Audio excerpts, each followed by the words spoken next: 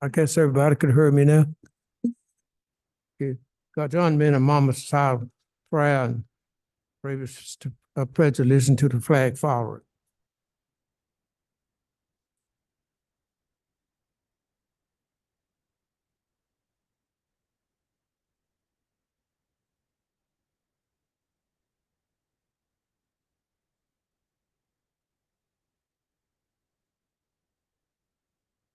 Amen. Amen.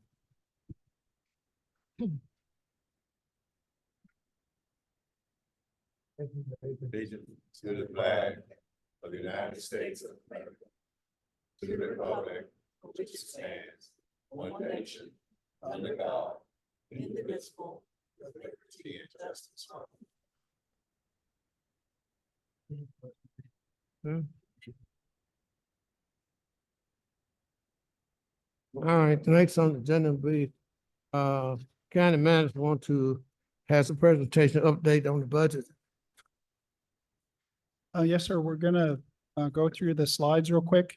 I just wanted, with the new sound system, if you hold the push button down, it'll mute you so that it's not picking up your mic, but only 3 mics pick up at a time. But we have a technician here that's helping us kind of make sure it's all adjusted. And so if you need to mute it, just push. But we have some adjustments, so we're not quite, it's kind of our test night to get all of the sound system working. But we do have a revised presentation for you this evening. I know the public notice is required to go out 2 weeks prior, and it has to be published 2 weeks. So the notice that went out publicly did have the initial proposal. So a lot of the public that's here tonight may have only seen that. They may not be up to date on how the process has taken us through different evolutions and changed. So I just want to quickly go through that before we hold the public hearing. That way, potentially maybe some of the answers are in the presentation for the people that are here to speak tonight. So just real quick to overview, go ahead and forward it, Kara. Still. So just real quick, we want to make sure that we're striving for long-term financial stability and sustainability. So recurring expenditures are funded with recurring revenues. Adequate fund balance is targeted. Fund balance used for one-time expenditures, not ongoing operating, and align the budget with their operational goals. So the proposed budget for the general fund this year is $34,996,000, with a proposed tax rate with our reval of 60.45 cents, which is a staff recommendation of 1.95 cent increase over the budget neutral rate of 58 cents, 0.5 cents. Sorry. So the fiscal year proposed budget includes a fire tax district allocation of 1.359 million, which is 3.3 cents, a 0.36 cent increase over the revenue neutral rate of 2.94 cents. The next slide we have, let's see one more. Sorry. So this has a comparison. We're just showing all of the blue would be the recommended Caswell County and the fire tax, which comes to 2.31 cents. And it has some of our surrounding comparative tax entities, which Rockingham did a reval this year just as we did. And then it has the other tax county increases. That's just for this year. We'll go ahead and this is showing you our historic tax rate. It did go down in 2018. Then they did a readjustment in 2019. It's pretty much been at a high level of 73.5 for the last 8 years. And this recommended budget with the reval is 60.45 cents. So this is where we were asked if a standard property owner was questioning, what does this tax rate look like to me? There's some property values there. An average home value, I found this a little shocking. Our average home value is 83,000 in the county. But if you have a home worth 175,000, the increase to the tax rate would be $40 per year for a tax rate of $3.37 per month. And it has some other comparisons there for you to just kind of get an idea what kind of land, if you have commercial, if you have ag, some of the ag has deferred payment. But so a 750,000 property in the county would be looking at $173 a year or $14 a month. This is a critical issue under consideration. In November of 2018, the Caswell County voters approved by 62% school bond for the high school. That bond this year, we are doing principal, not just interest. So the total tax rate on that alone, which the voters approved, is 2.8 cents, which equals approximately $45,000 per year. And it has the ballot language there, has the approval rate and the tax implications. To date, we have not taken that tax. So next fund. So our general fund revenues, if you look at the general fund, pretty much property taxes and sales taxes make up 60% of all of our general fund revenue. Go ahead and turn. And this is our projected fund balance. As John and Ms. Sharp explained to you in the past, we don't have the 22 or 23 audit completed yet. It's close, but these are revenue estimates based on our submission and work on those. If you look at the 20 and 21, those are audited account numbers. And in fact, instead of using the 2.1 million and 1.8 million, they actually saved 1.38 million and 1.21 million. So a variance to the budget of those years of a positive 3.5 and $3 million. So this gives you our projections and estimates, which were calculated out based on all of our financials. And it gives you our projected revenue and fund utilization for this budget proposal. On the next page, this shows you the counties under 25,000 in North Carolina.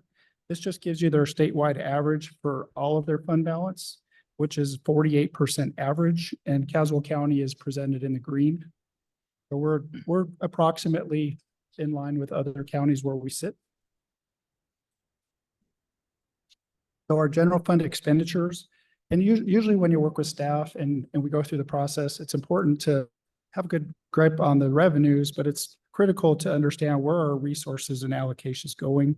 The general fund expenditures are pretty much human services at 27% and public safety, which is roughly, again, about 50% of the budget.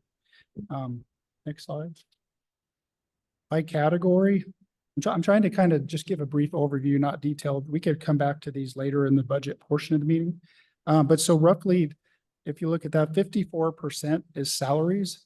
So these are without having a lot of FTE changes over the past several years.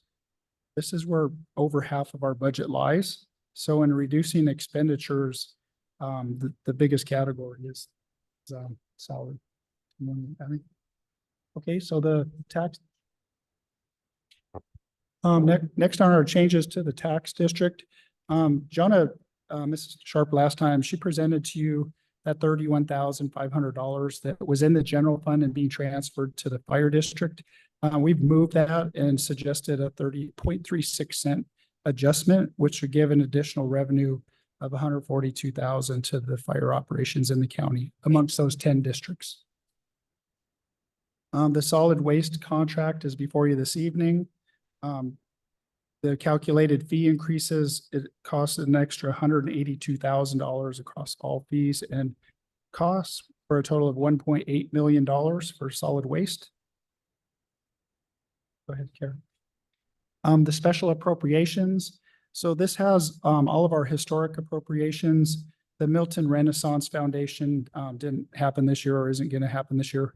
So if you look at the appropriations and the requests, the two largest requests are the Forest Service. We talked about their attack vehicle, and the Animal Protection Society did submit a late request.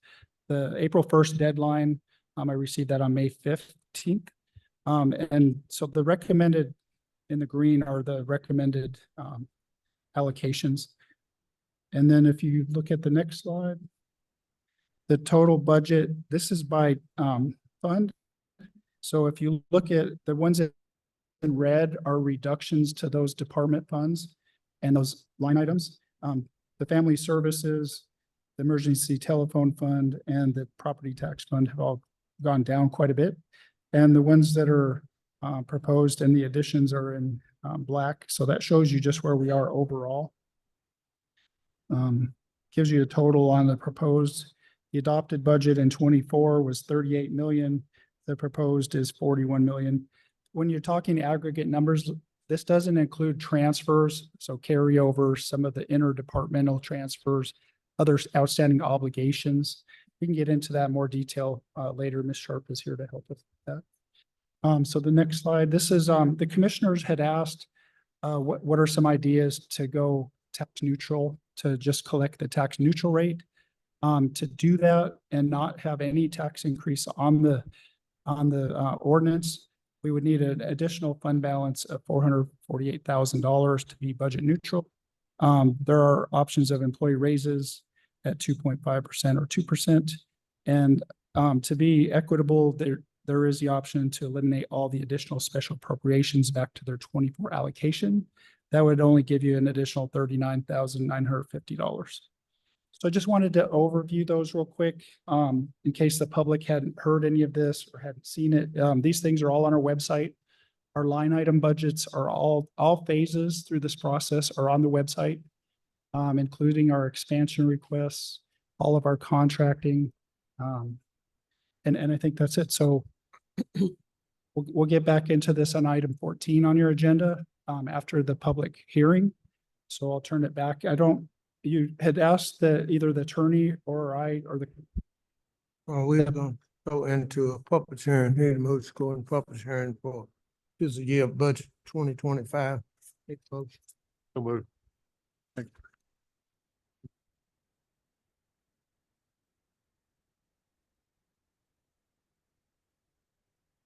Motion made by second. What's on the floor? Rose, all in favor saying aye. What's on the Aye. floor? All opposed? Correct, unanimous. We now set in public hearing.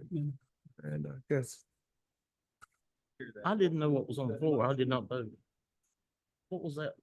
That was voted on. I did not understand. public hearing for Okay. we heard people's on the budget. It was public hearing. Okay. Guess it's the time for us to kind of go along with the budget, right? Have most of what we want with the budget. Okay. Are we gonna hear a public hearing first? Or they want to hear the motion about the budget? Yes, sir. Mr. Chairman, now would be the appropriate time to take a vote to go into the public hearing. We did. Okay. So what we're gonna do, go let public speak first or? All right. Well, I guess we're gonna let the public come forward and speak before we pass the budget and hear what you guys got to say. The floor's now open for, on the thing is Ms. Young, you would first come up. That's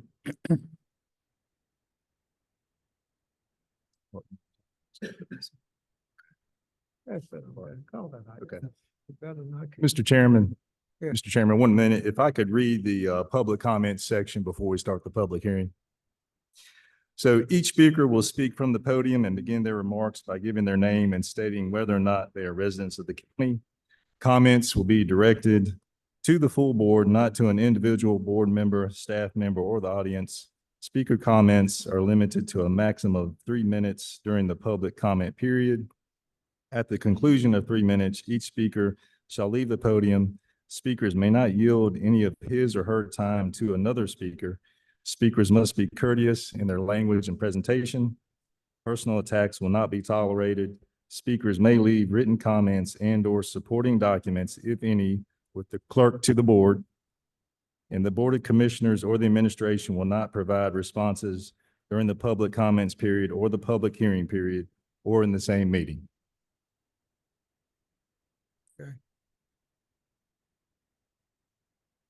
Okay, first one will be Darlene, you do, My name is Darlene Udell, Udell. Caswell resident. When do my 3 minutes start? No. First, I want to give a huge thanks to the animal shelter workers and volunteers. They do a tremendous job that most people aren't aware of. I support directing funds as requested by the shelter. The shelter is a place where humans care for those who cannot speak for themselves, who don't have control over their own lives or even how long they will live. It's a tough place, tough on emotions and tough on animals that end up there. I see many building maintenance needs posted online, broken sinks, sewage backup, water not working. Sometimes these stretch on for days, weeks, and longer. They always thank the people who volunteer and donate their services to make the repairs necessary. But I wonder if the manager and the commissioners are really aware of the impact that this has on the environment. Maybe I've missed it, but I've not seen county response to these needs. According to the property card, the shelter was built 25 years ago. Things break. When appliances break down, you can't just stop washing. Sewers, plumbing, drains, roofing, these need maintenance. These should be on the county's radar for routine checks, replacement, and maintenance. It doesn't work to just wait for donations after a problem becomes evident. If you wait until it's raining inside, then you are dealing with problems and costs that could have been avoided. If you are expecting staff and volunteers to address these kinds of needs, then how can they bring their best capabilities to the jobs they are supposed to do? How can they bring calm, patient care to the animals who are stressed? How can they find time to work on projects that would lead to more adoptions, donations, or improving the environment they are in? I'm sure the staff have many ideas that would vastly improve the lives at the shelter and in the community, but they're too busy having to do things like take dirty dog blankets home at night to clean for the next day because their washing machine broke. Maybe you don't think the skills of the animal shelter worker merit a better living pay. Consider putting yourself in their place for a day. See if you have the skills among all the noise to handle a live animal safely, properly clean and sanitize kennels and medical facilities, triage a sick or hurt animal, maintain the mental control to deal with scared, hurting, living beings who cannot talk or understand your language, to handle the logistics of scheduling vets, rescue pickups, intakes, adoptions. It always seems those who care for the living, like animals, school children, and families, are viewed as less deserving financially than those who perform other duties. Suggestions: direct adequate funds to the animal shelter per their request. Is there a long-term plan for the shelter? Look at the Caswell Animal Welfare and Control Ordinance. 6 years ago, it was signed, and it states a daily fee of $15 to be paid. This ordinance should be changed to fit inflation. Require spay and neuter for every dog and cat. Look at options to reduce the numbers of dogs bred in the county. Collaboratively seek breeder input. Thank you.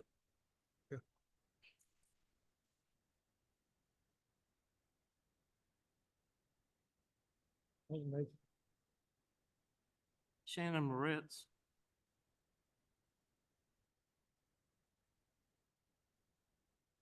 Good evening. My name is Shannon Moritz, and I am a Caswell County resident. I'll provide the clerk a written copy of these remarks so they can be recorded verbatim. First, I thank you for the service on this board. You must make very difficult decisions, and someone always mad at you, regardless of the decisions that you make. A couple of you are relatively new to Caswell County government, but I am not. I covered local government for the Caswell Messenger in the early 2000s and then worked for Caswell EMS and the Caswell Senior. I've since served on the Board of Health and the Juvenile Crime Prevention Council and have at some point worked with most every department on special community projects. I'm also involved with several boards and community development efforts across the state. I tell you this because I want you to know that my comments tonight are coming from a highly informed perspective.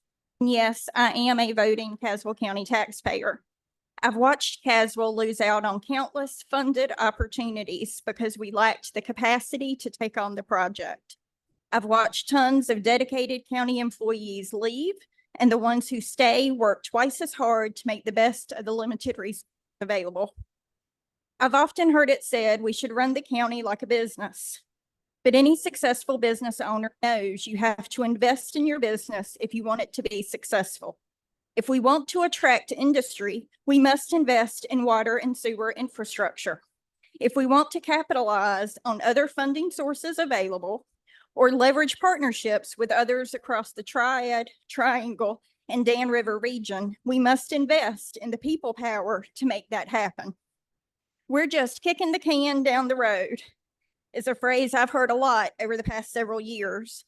There is no better example of that than this year's budget process. No one wants to raise taxes. So for decades, iterations of this board have insisted on a revenue neutral rate during reevaluation year. Doing so has caused us to lose the real benefit of any growth we've seen over that time and kept this county from maintaining what we had or investing in our future. Instead, we are constantly scraping, making cuts, and borrowing from the fund balance to cover the bare essentials. In November of 2018, more than 61% of Caswell's voters approved the school bond referendum, knowing that doing so would raise their property taxes by 2.73 cents. We are now making payments on that loan, but still have not added the tax increase approved by voters. It would be short-sighted and downright irresponsible for this board to approve any tax rate that is not at least revenue neutral, plus growth, plus the 2.73 cover the school bond debt. Commissioners, please don't worry about whether or not people are going to be mad at you. They're going to be mad anyway. Worry instead about whether or not your decision positions this county to pay its bills and move us forward without relying on our savings, or if it just keeps kicking that can down the road while we keep getting further and further behind. Thank you.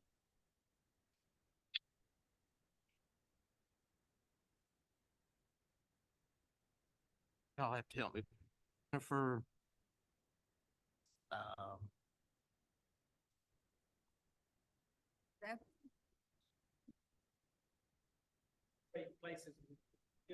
I'll take my place because I wanted to speak first. My name is Dr. Mitch Foster. I am a Caswell County resident.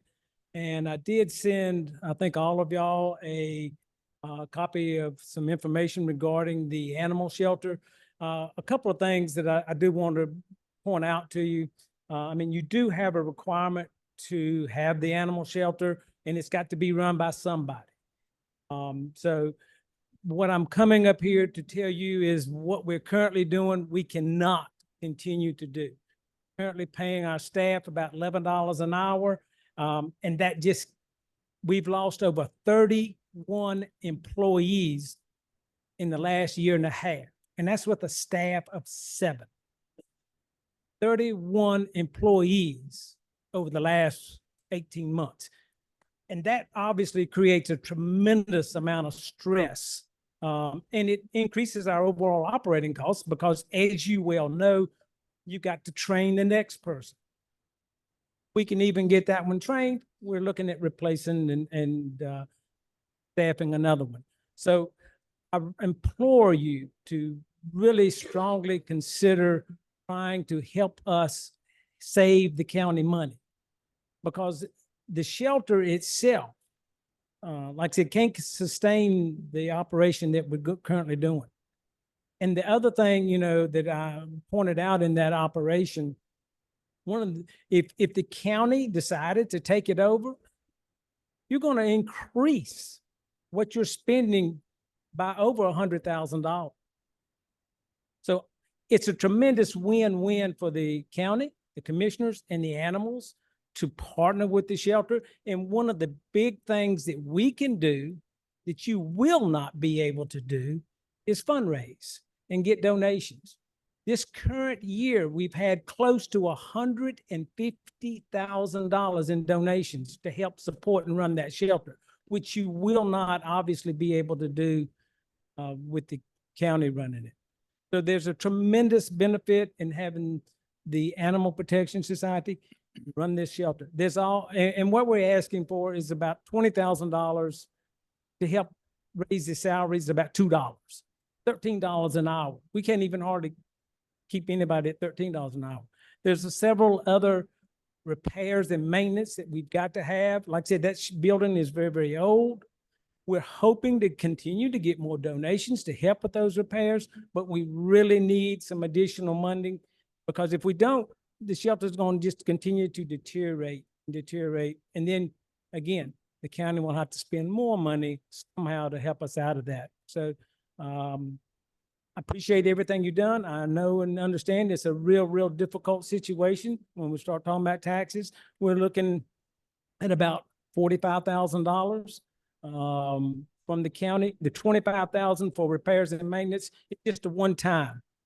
Hopefully, we won't have to come back for that, but I'm not, obviously can't make any promises with a 30-some-year-old building, but we desperately need funding. So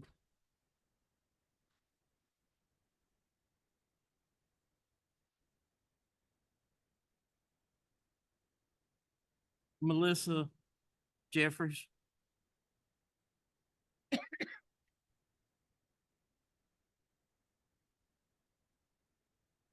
Good evening. My name is Melissa Jeffries. I actually live in Orange County, but I help run the spay and neuter clinic for Caswell County. I kind of inherited it about 3 years ago, and we do our best to try to get as many people, get their animals spayed and neutered for low income, elderly, disabled, so that they don't have unwanted litters going to the shelter. In saying that, I found there's breeders in Caswell County, like every county, that if we could put something on them to kind of curb that a little bit, because the shelter just had a bunch of puppies just dropped off the other day, like 15 puppies dropped off in one day from 2 females that were not fixed, obviously. The cost of spay and neuter would bring down the cost of running the shelter. They'd have much less animals being dumped and left. We also have people that want to keep their animals, but they just can't afford food for them at this point. Sometimes the elderly, all they have is their pet, and they really want to keep it, and psychologically they need to. So the shelter is someplace that's always people go, and a lot of times they'll come in and ask, do you have a bag of food? Can you help me with my rabies shot? And they help these people stay with their pets. So it's not just, yes, the building needs maintenance and the people definitely need better pay. But I just want to let you know that I have people that live here in Caswell County that almost every month go out and catch feral cats and bring them to me on their own time, on their own money, renting vans to bring them in, them fixed, to try to cut down on the feral cat community that cuts down on kittens and unwanted animals just all over the county. So I appreciate you listening to us all tonight, and I hope you make the decision to help us.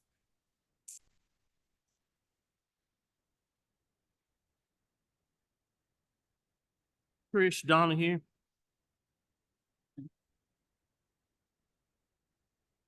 Super short. I'm Trish Donahue. I am not a Caswell resident. I actually live in Rockingham, but I spend my time with the Caswell shelter rather than Rockingham because, quite frankly, Rockingham shelter is well funded, has over $1 million worth of funding from the county every year. It's a brand new or newer building. It can house 3 times as many animals as Caswell. And you know what? It's full every day. So when they're full, that's a different story. I spend my months helping Melissa Jeffries, Pete, who are also here, and the shelter doing the spay neuter clinic. Ask me about my foster. I have 4 Caswell fosters right now. I help this county rather than the one I live in because it needs more help. And one of the things it needs more help with is funding. The funding it receives from the county only covers the salaries. It doesn't cover the cost of care for the animals that are there. And as Dr. Foster mentioned, with the constant rotation of staff in and out, because frankly, the funding doesn't pay the livable wage, that's all that donations that are raised from citizens of Caswell and other counties goes to provide the care for the animals that this county is supposed to be doing. So I do ask, I saw that budget pop up and say, because the Animal Protection Society's request for increase came in late, it wasn't going to be honored or even a portion of it considered. I'd like that to be reconsidered. $174,000 isn't going to get the job done. They need something, if not the full $305,000 that was asked. I seriously would appreciate if the county would go back and the commissioners and consider some sort of portion of that to go towards the repairs that are needed and to go towards funding livable wages. Thank you.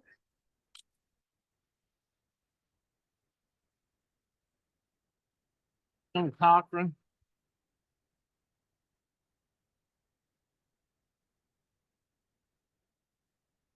M. Cochran.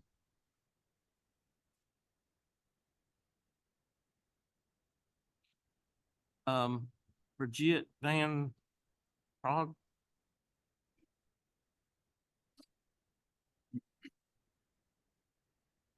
Good evening. Thank you for listening to us. I'm not a resident of Caswell County, but from Orange County, but I do drive many times per week, 45 minutes to the Caswell County Animal Shelter because it's much needed. I can work in Durham or in the Orange County Animal Shelter, but I want to work at Caswell County because it's so much needed.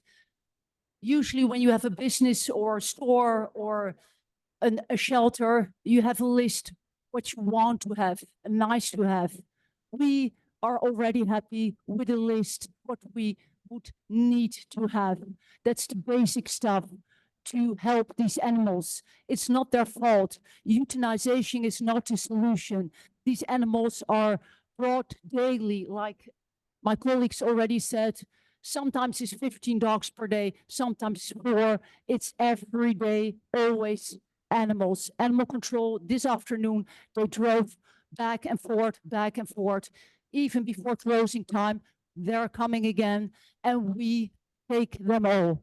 But we need tools to help these animals. But we're already happy with basic tools like a normal working wash machine, a dryer. Last week we had 2 days we couldn't work because the plumbing system everywhere was water, especially in our medication room, but it's so necessary, all these stuff. The water was rising, so we had to stop to do the dishes. The wash machine we couldn't use anymore. When it's raining, the kettles are dropping with water. Animals are, we have to move them somewhere because it rains in the crates. We have animals everywhere, in the office, in the restroom, everywhere. So we hope we can have some tools to help us with basic stuff like food, medication, maintenance, and just to care for the animals, like all these people here from the Caswell County Shelter do care with all their heart. Thank you for your time.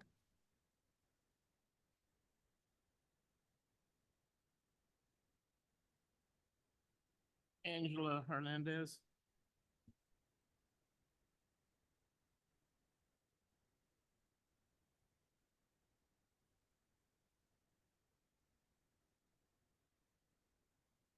Hi, I'm Angela Hernandez. I live in Orange County. I drove 35 minutes a day to work for the shelter for about a year and a half. Couldn't afford to do it at $11 an hour anymore. I'm also a professional face painter, retired, and I am spending my time now fundraising. When I rent a booth for face painting, I rent a booth for the shelter. And we adopt out cats, dogs. We go to Pet Senses, Durham, we go as far as Raleigh, all over the place. You've heard the budget. I'm not going to go through that. I would like to invite you to come to the shelter during a torrential downpour when there's not a dry dog run, not a dry place for a dog to lay. I would like you to come to the shelter and visit. Maybe when the plumbing's packed up, when you can't run any water inside, you can't use the bathroom, a sink, nothing. Maybe when the water's working, you'd like to come when the washing machine and dryer are out back, or when the employees are taking laundry home to wash. A picture is worth 1,000 words. I'm going to show you this picture. This was one of 4 kittens that came in while I was working there. I fostered all of them after taking them to the vet. 3 of them were adopted in Miami, Florida, and I drove them down there on my dime. The shelter needs your help. These animals need your help. You have a lot of people that care, that will volunteer, and will give everything that they can, but we can't do it on the current budget. Thank you for your consideration, and I hope that you will do what is right.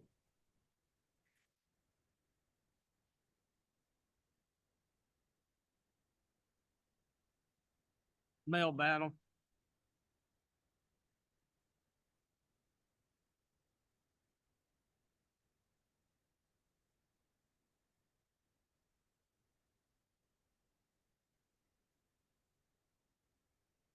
My name is Mel Ballard. I serve on the Caswell County School Board. I reside at 618 Melvin Wren Road, Yanceyville, North Carolina.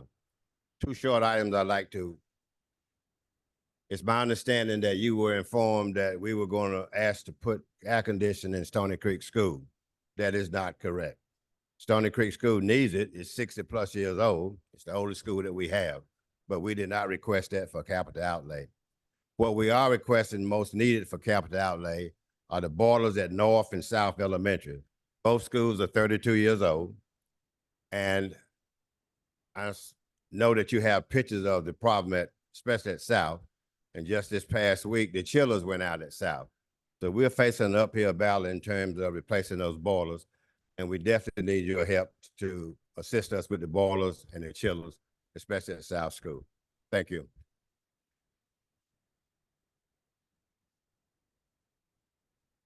Nicole Smith. Mr. Chairman, if you could ask the audience, it's not appropriate to cheer or boo or respond after speakers. That just would be appreciated. In a public hearing, it's not appropriate to cheer or boo people or give response. So when they're done giving comments, please just be respectful of the people speaking. My name's Nicole Smith. I'm on the Board of Education and I reside in Caswell County. Last year, the board members gave the Board of Education $465,000. This year, we were asking for that. In addition, we were asking for around $312,000 for our capital funds. Mel brought up a couple of those things. We did this week just replace 2 compressors at South. Also, the roofs on North and South Elementary are in need of repair. The boilers at North and South need to be replaced. The Civic Center at the high school, the roof is starting to leak. I also want to encourage you to consider giving the teachers in the county a supplement. All the surrounding counties, Person, Rockingham, Alamance, they all provide supplements for their teachers. It is very difficult for us to retain our teachers. That's something we really struggle with is teacher retention because we don't have the supplement available to pay these teachers. We just bought this year a new activity bus. We hadn't bought a bus in probably 20 or 30 years. I'm just asking on behalf of the kids of Caswell County for you to consider this $312,000 in capital needs and also consider a supplement for our teachers. Thank you.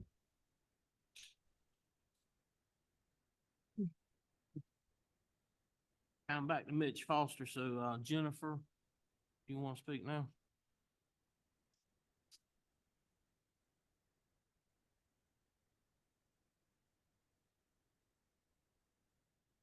Evening, I'm Jennifer Zatero. I reside in Caswell County. I'm also the president of the board of directors for the animal shelter.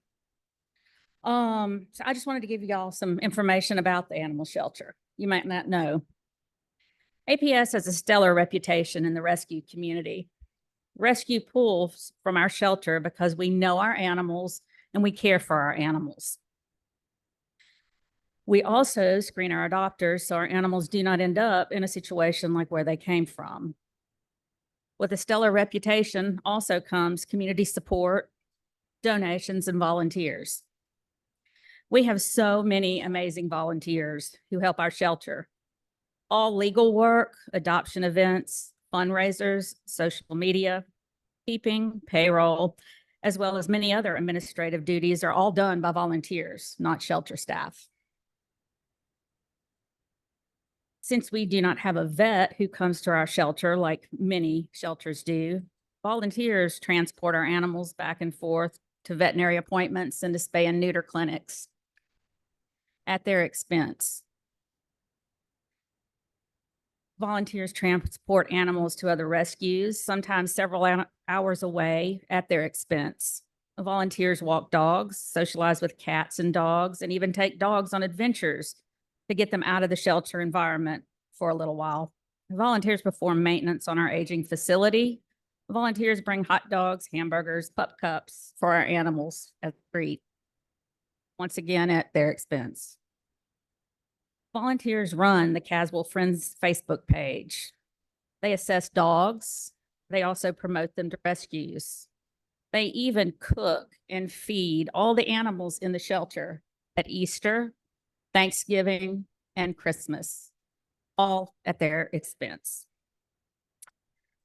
Volunteers foster dogs and teach them how to live inside and get ready to be adopted. Sometimes fosters fail and end up adopting their dogs. I'm a foster fail many times over. To continue our mission, Animal Protection Society of Caswell County is dedicated to providing medical care, comfort, and compassion to stray, surrendered, sick, neglected, and abused animals in Caswell County. Our goal is not to euthanize an adoptable animal, including emergency medical cases, but we still need your help. We do have a 33-year-old building with multiple roof leaks. Now we have some nice mold growing from the roof leak in the cat room. 36 kennel doors need to be replaced so that dogs' feet do not fall out from under them. Puppies don't fall through the cracks. And so dogs cannot cage fight between kennels. Our bathtub is cracked in multiple places and glued back together, duct taped. Also, our employees need more money. But thank you very much. I appreciate you listening.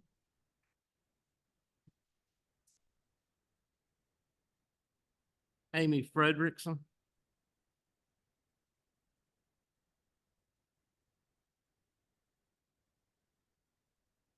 Good evening. My name is Amy Frederickson. I'm a Caswell County resident. I want to thank you all for giving me the opportunity to speak tonight. I don't have a lot to say, and this is my first time speaking, so thank you. I can speak, I'm sure, for the majority of people in this room. Our pets mean the world to us. I've adopted several animals from the shelter, and so I couldn't let tonight go by without expressing my feelings and doing whatever small part I can do to help them get the funding they need. I try to follow and keep up with the events going on at the shelter, and it's heartbreaking, all the repairs and the things that are happening. These volunteers and employees are taking time away from caring for the animals to repair their buildings and the things that are coming up that is really just taking away from the talents that they have. We've had several businesses in the community that have volunteered their time, services at no cost to repair these things. And that's not fair to our local businesses. They need to make a living as well. So extra funding would so go far. I just want to thank you for giving me the chance to speak tonight. The Lord laid on my heart something last week as my mother brought this up to me. And when I heard this verse from the book of Proverbs, I just thought this was so fitting, that Proverbs chapter 12, verse 10 reminds us that the righteous care for the need. Even God cares about them. So I just wanted to end tonight, and I wanted to thank you for giving us the chance to speak. Shelter means a lot to a lot of people in the community. Our volunteers there and the staff do an amazing job. I've personally been there my last adoption, and I've witnessed staff members caring for the needs of a cat that most maybe in the past shelters would have euthanized, but they were going the extra mile to get this cat the treatment that it needed. They didn't give up on it, and that says a lot for the character of human beings when we care for those that are less fortunate. So thank you for giving us the opportunity to speak, and hope that you will consider the extra funding. Thank you very much. Jeanette Woodson.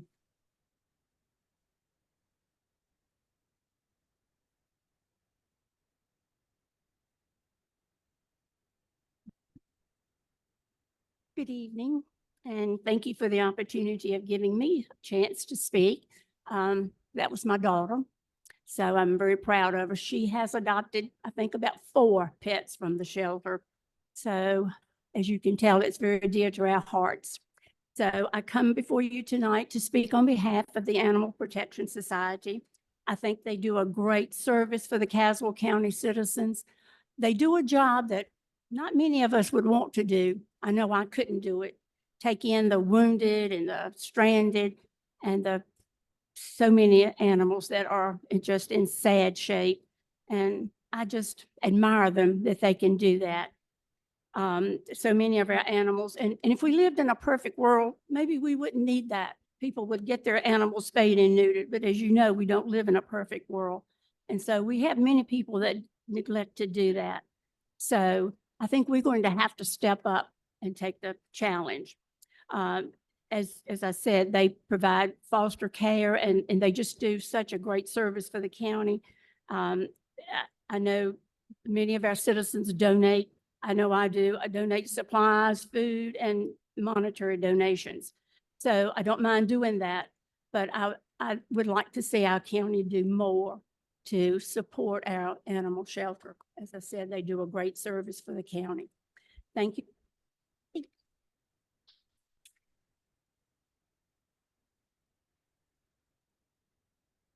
I'm sorry, I can't read this one. Sharon, starts with N and D. Looks like ERE. Sharon. Okay. Sonia Smith.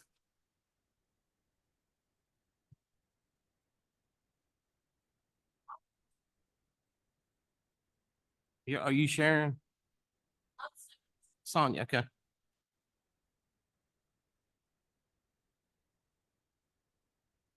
Hello, thank you for letting me talk. I wasn't expecting to, so I don't really have anything planned. I don't volunteer now at the shelter as much as I used to. I used to go every week, but I work in, so it's a very long way. It was worth it. They're wonderful. They do everything humanly possible. They're fighting an uphill battle with no solution, it seems like. They are the most wonderful people. They care so much, and it never ends. It never ends with the animals coming in. The first time I went, I was just shocked about the condition of the building.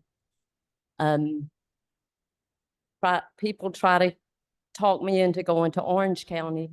That's where I live, Orange County. But they try so much harder not to euthanize, to take care of the animals, to do everything possible to help them. Please consider giving them more money. Please consider that. Thank you.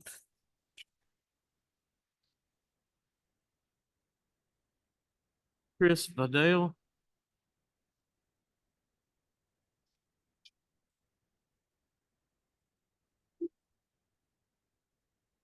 Hello. Oh, that's loud. My name is Christine Frenzel. I'm a veterinarian. I own High Towers Animal Hospital.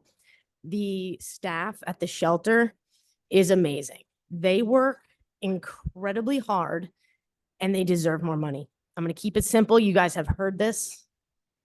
People, they need more money. We can't keep a staff there to do what they have to do. It is a rough job. It is really hard. And that building is quite literally falling apart at the seams. It's going to fall apart completely. And then your only option after that is going to be to make a brand new building, which in my opinion, they need now. They really need a new building. This building, I don't even know how it wouldn't pass code. I just built a hospital. It's hard to build a hospital and get it to pass codes. It's close to being condemned. I'm not exaggerating. Literally falling apart at the seams. Please help them because it will cost you a lot more money in the long run if we don't do something. Thank you.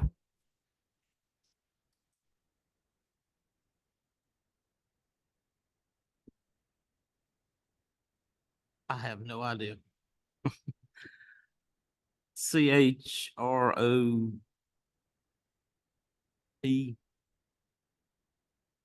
Having trouble with any of that. Christine, are you right there?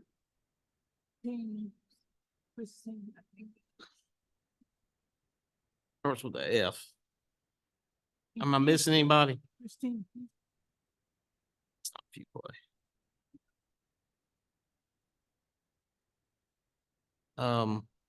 There's Janet Dobson.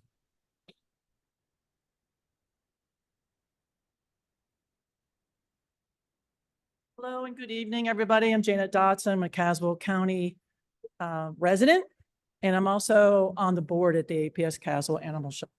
Thank you for giving us today. Here's a few statistics I'm not sure if you guys are aware of.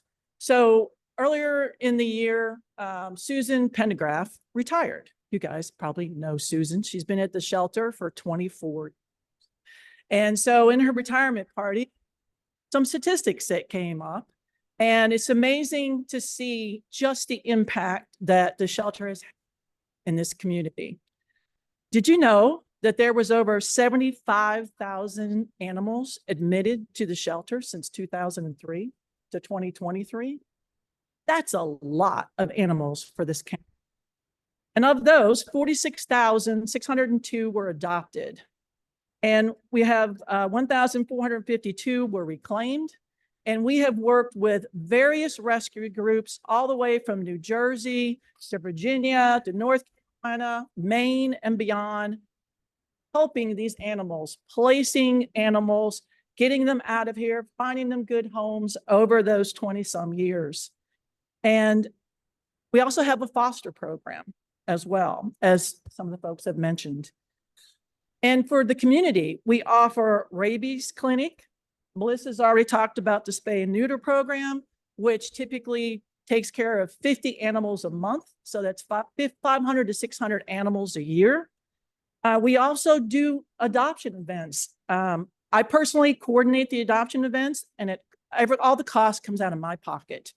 So we go to PetSmart, we go to PetSense, we go to Tractor Supply, we go wherever we can. We've been to the Mebane Autumn Festival. We go wherever we can to try to promote and help the animals come into the show. We've also done various fundraisers, yard sales, golf tournament. Some of the folks here have probably been golfing with us. And also to Jordan's Way, right? That's another big US-wide campaign that the gentleman goes around and does fundraisers for various rescue groups and shelters and everything. We did our first one last November. We hope to continue to do more. We have worked with, as I said, many of the different rescue groups. We also had a mobile clinic last month and helped, how many people? A lot, right? 25? Yeah, I mean, a lot. And there's a great need for helping the pet owners and the animals of this county. So APS is connecting families and pets, supporting those who might need a little extra help, keep that pet. And also, I would like to ask all the volunteers, the staff, board members, the vets and everything here to stand up, please. Thank you. Thank you very much.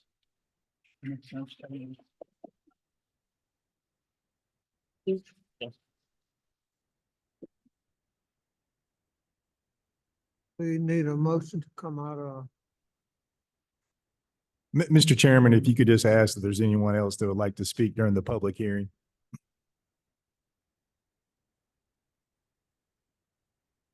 We need a motion. Hearing none, then you'll need to entertain a motion to close the public Need hearing. a motion to come out of public. So moved. Made by Rick, second. All in favor saying aye. Opposed, we now set to open section. Next on the agenda is option settlement. All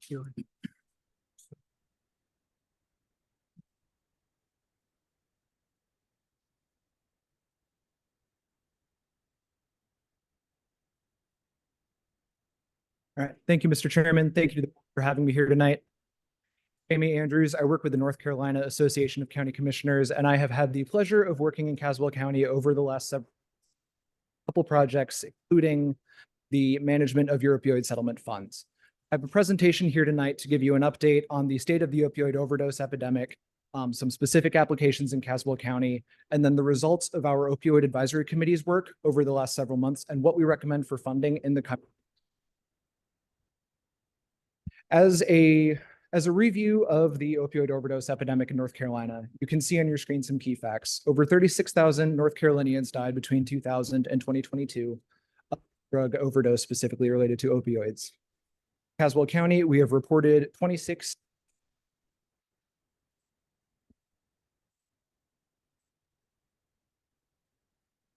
Heard okay? Some of the folks are leaving. He's not heard.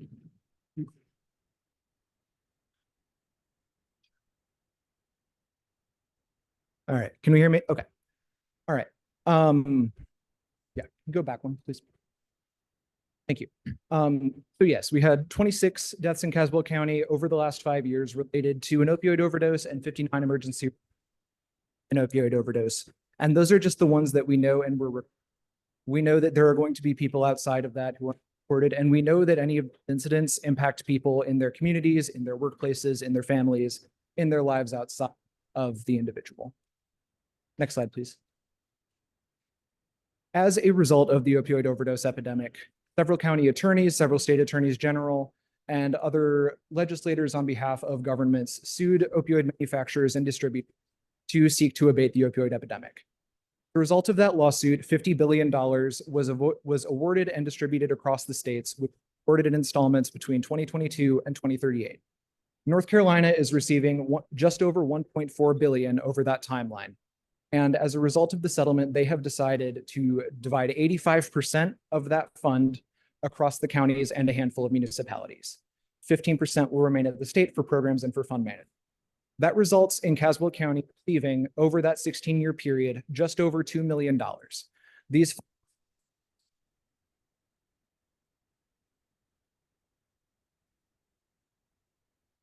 seems the battery is getting low.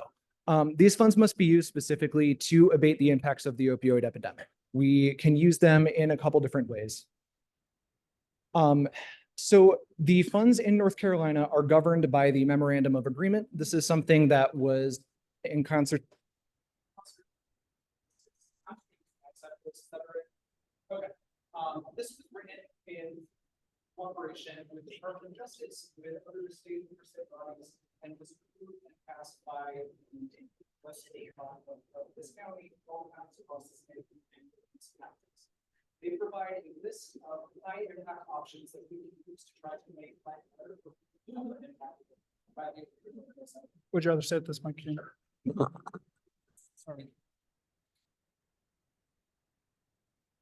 All right. So the general options that we have for spending this money, just simplified here, we have community planning, medication, treatment and harm reduction strategies, quality of life support and improvement, interventions for minors, and support for individuals in the justice system. This is the base level. We have worked as a committee to what specifically we would like to fund and pursue. So I come to you as a representative of the Opioid Advisory Committee with 5 recommended strategies. We have reviewed over the last 6 months where we believe some significant pain points are in the county and what we can do to try to make those things better. These will all be funded, if approved in the form that they are right now, from July of this year until June of 2026. This gives us an opportunity to really see how these strategies function in practice and then review those impacts, see if we want to change things, if we want to expand things, reduce things, anything like that, to make sure that we are offering good programs for the county. The first and the largest is treatment for opioid use disorder in the jail. We have learned recently through our jail healthcare provider that there is the potential for lawsuits under the American with Disabilities Act for jails and incarceration systems that do not offer this medication. People receiving medication for opioid use disorder before they enter incarceration must have continued access to this. If any jail denies that, they are liable in a potential lawsuit. What we are proposing is that we use $164,000 over these next 2 years to fund medication, both for people who are already receiving treatment and to make testing available and new treatment available for people who are incarcerated and were not already receiving medication. We view this as an opportunity to start people on the path towards recovery if they would like to pursue medication. This will also include expanding nurse coverage to weekend shifts, as currently nurse services are only provided Monday through Friday. I want to highlight, and this is true for all of these, this is all money that can only be used for opioid abatement activities. This is not coming from your general fund. This is not taking away from anything else. It's money that must be used for opioids at some point. These are our recommendations on how we can use that money. So with that, we'll go to the next strategy, which is reentry programs. Just like we want to provide medication while people are in the jail, we believe it's important that they have connections to treatment outside of incarceration. So once people are released from jail, we are recommending that just over $25,000 is available, just over 20,000 of which will be available to support people in accessing medication.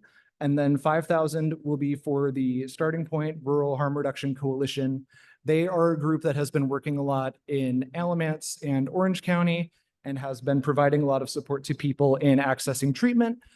We also know that they're able to help in accessing Medicaid and other benefits and things like that, so that people can continue access to treatment and continue to improve their quality of life following release from incarceration.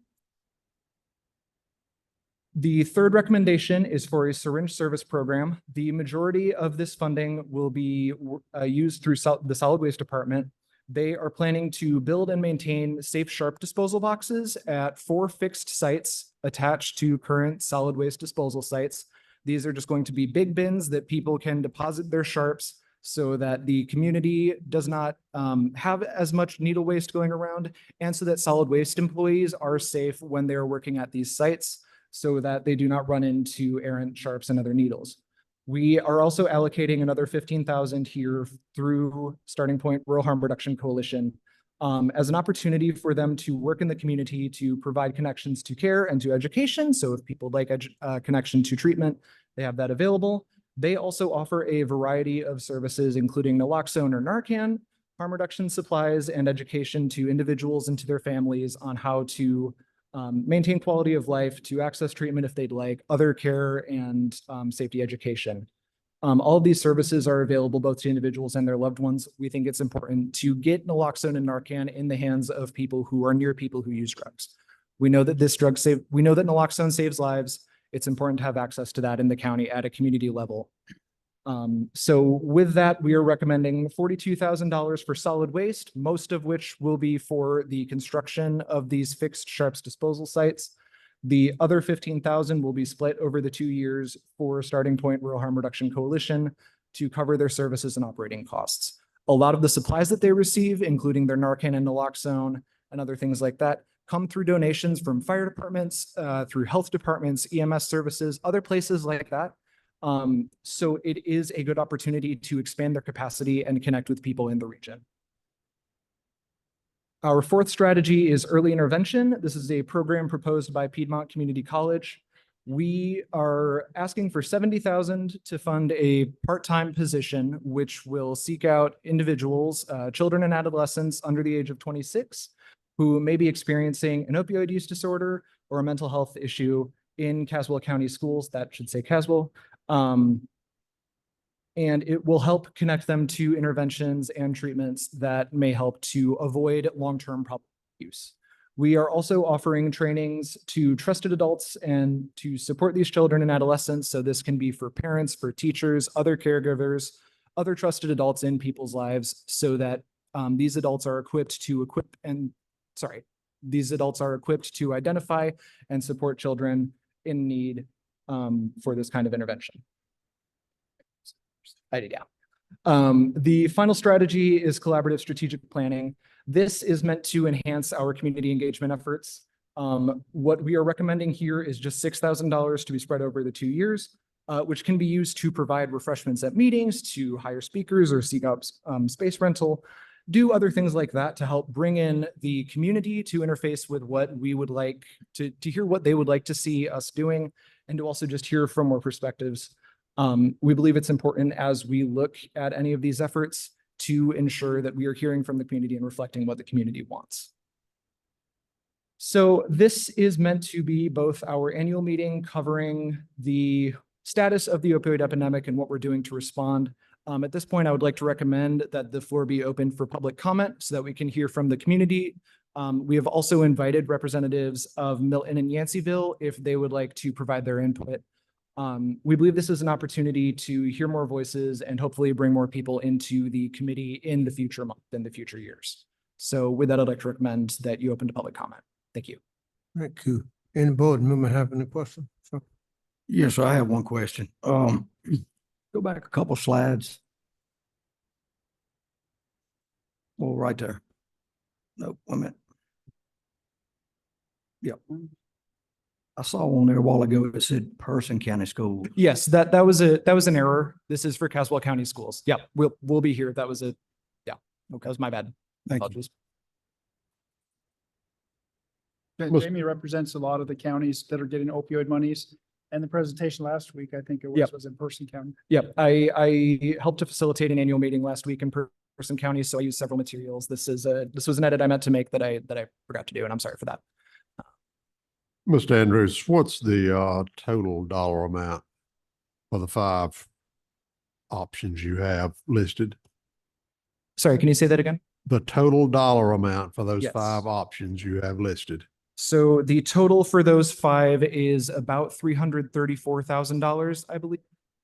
By the end of this fiscal year, so 2 weeks from now, Caswell County will have received just over $450,000.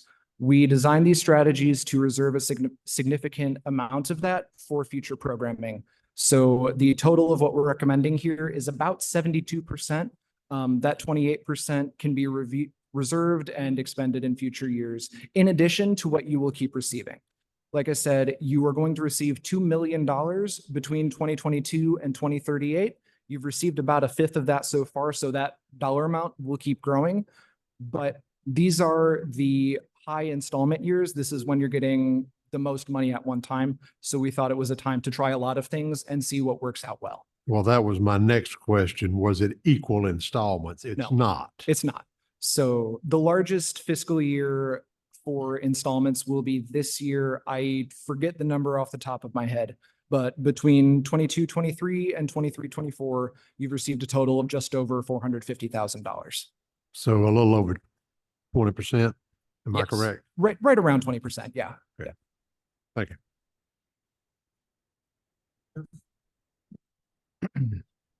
Could you elaborate on the syringe service program and $42,428?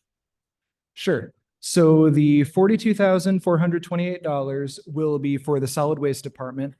This is going to be used to construct 4 fixed syringe disposal sites at existing solid waste areas. So currently what's done with syringe disposal is you'll put them in like an empty laundry detergent bottle or something like that. We want to provide a safe fixed site where people can just throw away their dirty syringes and they will just be in a bin that will then be taken to the landfill for disposal and remain in a way that they will not prick anybody on accident. At these disposal sites, there will also be information stands holding things like brochures or flyers about different treatment options, about different county services, about different ways people can engage and seek to integrate into that system. We are hoping that this provides a safe point of contact for people with the county and with treatment options. All this will be managed through solid waste and by the county. So you're saying those 4 boxes, roughly $10,000 a piece to put out there? Sure. So there are going to be the 4 fixed sites. There will also be a mobile one. This includes costs for the concrete, for the large bins themselves. There are going to be rubber bins inside that and required. This also includes the brochure and information options, and then the other just construction costs. So I know that is it's a larger number, but it does provide this really fixed and safe way to ensure that these needles aren't hurting anybody. There's not a cheaper option to be able to do that. That seems like an excessive amount of money to have a disposal apparatus for the needles. So, AJ is here, but, these are quotes coming from Sharps Containers. It's not just IV drug users, it's diabetics, any kind of Sharps needles. So when they're at dump sites, which most of the county trash comes in, they have this option with a permanent, you can't break into it, you can't take it.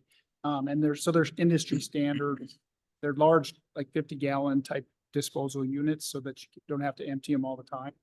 But they are a little expensive, but we did get quotes on that to make sure that it's in industry standards. Is reduction supplies. So is that like code for a needle exchange program? What is that? Sure. So Starting Point does offer needle exchange along with other healthcare supplies. So like we mentioned, the naloxone and Narcan would be a big part of it. It also includes primary healthcare things, just general like first aid, some other things like that. We also have Brandy here from Starting Point Rural Harm Reduction Coalition. Wanna- If you'd like, yeah.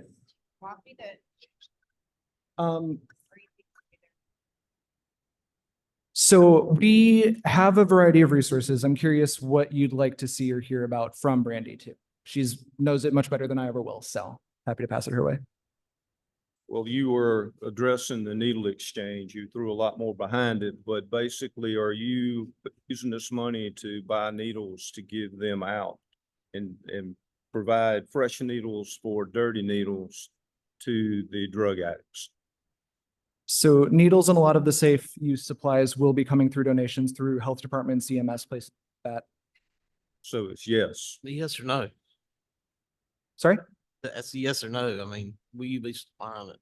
So I represent Starting Point today. We have lived off our nonprofit has lived less than $500 for the last 3 years. We've not bought any needles for our clients in 3 years because they've all been donated by local health departments, doctors' offices, and pharmacies. Because when they expire, other people can't use them because of laws and all these other laws that are in doctors' offices, but we can still use them. They're safe, they're not bad. And I know that there's a lot of stigma out there that if you give somebody the drug, you're promoting them to do drugs. But the thing is, these people are doing drugs regardless. The question is, do you want AIDS, HIV, hepatitis C to become a really big problem here in Castle County? Brotherhood, a bigger problem here in Castle County. This isn't whether people should or shouldn't do drugs because they're going to do it. It's, do we want to save them? And do we want to keep the overdoses down? Do we want to keep the spread of disease? That's what harm reduction is. And so, unfortunately, we can't stop people from making those decisions. But opening the door of harm reduction does allow those people to trust us because we're not judging them for doing drugs. We're giving them all the things to do it safely. When they're ready to take the next step, when they're ready to go to recovery, they're going to come to us first before they go to anybody else. We do have people that cover recovery all the time. And like I said, we've operated for 3 years off of less than $500. I appreciate all the in.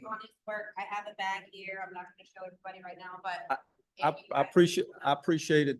I didn't want that in depth of explanation about it. I was simply trying to find out the $15,000 that's allocated toward that.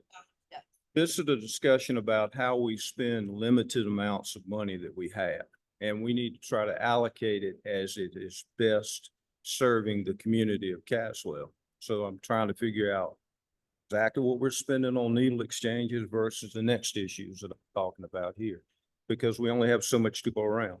You're talking about, and this question would be for you, you're talking about folks that are incarcerated after they get out from incarceration, trying to give them services and medications to help them stay off drugs.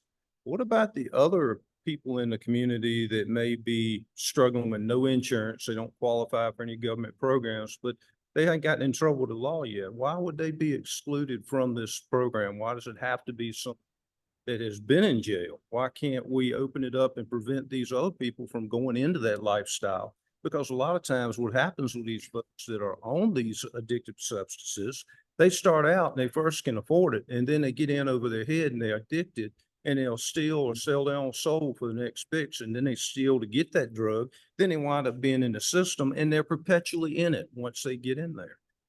Have you thought about any of these funds used toward a drug court where you have the prosecution and the judges in there aware of the prevailing factors that bring a lot of these people there, and they can tailor the punishment to more fit reforming these folks instead of just putting them behind bars and saying, well, there you go, there's another lost one. No, we want to do something to try to enable these folks to change their lives and become productive citizens. So it's not all about poking holes in your presentation here, but I don't see needle exchange as a viable option when you're talking about someone that can't afford the drugs that they need or the medications they need to get off of these drugs. We got to figure out how we spend it and spend it wisely. And that's all I'm trying to get across to you. Sure, sure. And I appreciate that. And I think that's a perspective we try to integrate in a lot of this. We know that there are a lot of ways that we could help a lot of people. The reason we are prioritizing reentry services is just fundamentally, when we start providing this medication and we start helping people move away from drug use and into recovery in the incarceration system, it seems preferable to me to continue that after they are released from jail, rather than saying, we can no longer help you because you are released. When we can provide that kind of bridge, either to Medicaid, to other insurance, to other things like that, so that once we've started people on treatment so that they can move towards recovery, we believe it's important to be able to continue that. We did strongly consider a lot of options. We had not previously talked about drug court in Caswell County. That is something we can look at in future years. Like we were talking about previously, we've only received about 1/5 of the money. We have a lot of time. This is something we can consider in the future. Based on the imminent threat of lawsuits, we believed that the MOUD in jails was of the utmost importance. And we believe that reentry services provides a continuation so that people can continue treatment when they begin it. We felt that that was an important priority. So part of this is the state and how they come through with the coalition. We have our task force, our groups, college, the public health department. So we have our group, and these are strategies that are allowed. So they give us options within these strategies. And so we're going off of a model and a template that's used across the country. This is a new program, and they do have strict criteria and allowances. So these are options that our work group identified as being viable here in the county. And I don't want to make it sound like, the jail needs to do this anyway. So we're picking that as one of the options, but that really does align with, if we don't pay through the grant, we would have to pay through some of these programs through the general fund. They do align with the mission and the group and our allowable expenses. But I think some of that is the tailoring of how they put this program out is we're trying to do our coalition and bring it together with our task force to get what's going to work here. And these are recommendations. So yeah, these are limited funds, but they aren't necessarily, they're earmarked. They can only be used for these programs. Can't be used for things outside of this program. And Jamie's actually, for the county association, he's actually the expert for this in our state. So he's worked with us in other counties, and I'm new to the group, so I can't really speak to the knowledge of what, Melissa's on our task force, the college president, we have the health department. A couple folks from sheriff. The sheriff. So some of the counties, they aren't allowing these things in their jail, and yet they still have to provide them. So our team is working really well together. And I think, it's good to ask the questions and identify what are the needs and how do we come about this. And I think that's referring back to our work group. The needle exchange and the collection was brought forward by actually AJ. And this is one of the options in there, but we get a lot of sharps in our trash. We get a lot of disposable needles. So I think it's one of the strategies I think that is being recommended. It doesn't necessarily mean you might.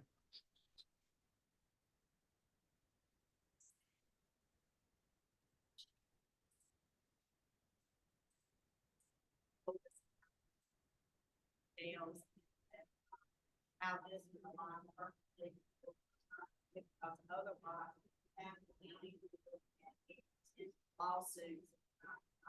So this bill budget for awareness action and several meetings about it to see what we can do to help out with this meeting requirements.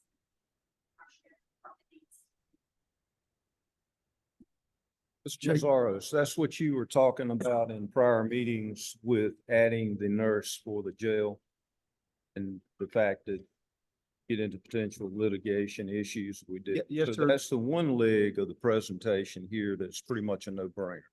It The rest of it is still up in the air, and it's recommendations that this board needs to mull through and figure out what we need to do with it. Yes, yes, sir. Jason, one question I got, excuse me, through this MOUD is naloxone going to be provided to the fire departments? We currently do not have naloxone for fire departments through opioid dollars. In discussions with Barry, I believe that there's already funding available for them to receive naloxone through other methods. Okay, Yeah, I believe that that's some need that is met elsewhere. okay, thank you. Okay. We think, do we need a motion for this? Do we need a motion to prove this? I don't think so. So if I could just provide another detail real quick. So the two things related to this that we need to do are to open a public comment so that folks from the community, from Milton, from Yanceyville can provide their input. And then the strategies that you would like to fund, they are included on your agenda under number 6 as the opioid resolution. It's a spending resolution that should be in your packet that outlines the timeline we've identified, the strategies we've identified, the people that will be executing these. That is a point where we can make some revisions, and then those revisions will also be reflected in the budget. So just to kind of put those on your radar, I'd recommend public comment when you're ready. Also happy to take more questions. Mr. Chairman. Right. If going by what Mr. Andrews is saying about a public comment, is that something, Mr. County Manager, that should be advertised? So there's no requirement to advertise that. We do have to advertise that this is our annual meeting. I don't know that they're here. I didn't look around. So I see representatives from Milton. We do invite the 2 cities within the county because they are part of our task force and our work group. I don't know if they wish to speak, but we do. It's not a legal requirement to have this noticed, but it is required that we allow people to present and if they don't like this or they do like it, in support, to have that ability to comment. So we don't have a legal requirement to per se advertise it that way, but we did advertise and promote that this is our annual meeting and that we would be making decisions on.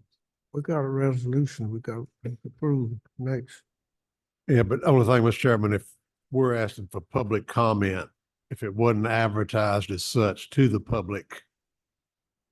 So in providing notice of the community meeting, that's a primary function of the community meeting, is to invite people in from the community to comment.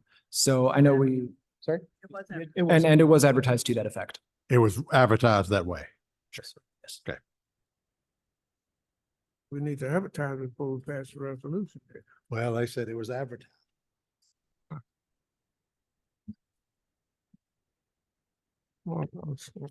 So I think we'll scratch off number 6 and advertise, then bring it back up. So before we ask for any kind of motion on items, we would respectfully request that you open for any comments on the opioid program. We just, if anybody on the public or in attendance would like to speak, we would We just got a ask them to resolution come in forward. here, but you option 6 for you to talk about Wanted it. to But we can, advertise it, scratch it, advertise it. We have advertised. This was publicly noticed. So it was put out. It's not required to say it's public comment, but we did put out a notice.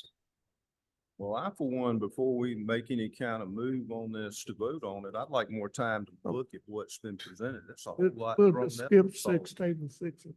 I can't hear you. He wants to table it. Gentlemen, I am sorry. I, for one, would like more time to look at these proposals before we vote on it. I think Mr. Yarborough's idea of advertising it, although they're saying it was advertised, I don't think a lot of people realize what all this entailed, and I'd like to have community input into this. I think from what the county manager said, the nurse for the jail is going to be a requirement that we need to do, but the other ones are presentations that are up in the air that we need to discuss more, I feel like, before we make a move on it. I'm just saying what I think. Okay. But I would bring to your attention that the contracts would be in effect July 1, which is, I don't know the timeline on the sheriff's department, if it coincides with that or not. Yeah, I think with the sheriff's department, it's the sooner the better. The sooner we can start out offering the medical services, the better. We do have the option. So per the memorandum of agreement, which governs how all of this must be done, we have to submit a report on any resolution that is passed. You're not limited to one resolution per year. If it's the case that you would like to pass just the MOUD and the jails tonight and then consider the others at a future meeting, that is your prerogative. We can change anything like that. Just letting you know about what's available that way. So what you're saying, Mr. Andrews, is we can pass any part, all or none. Am I correct? Yes. Could you put that slide presentation back up again?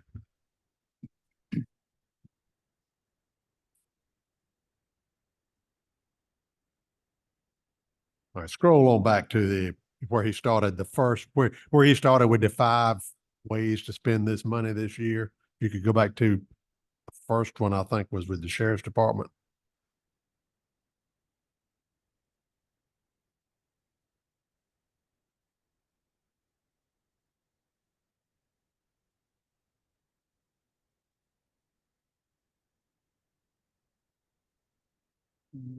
Okay, that's the I'm thinking about. Keep going, Gary. Yeah. Yeah, back up. You had it up, the one with the 164,000 in it. Yes. Yeah.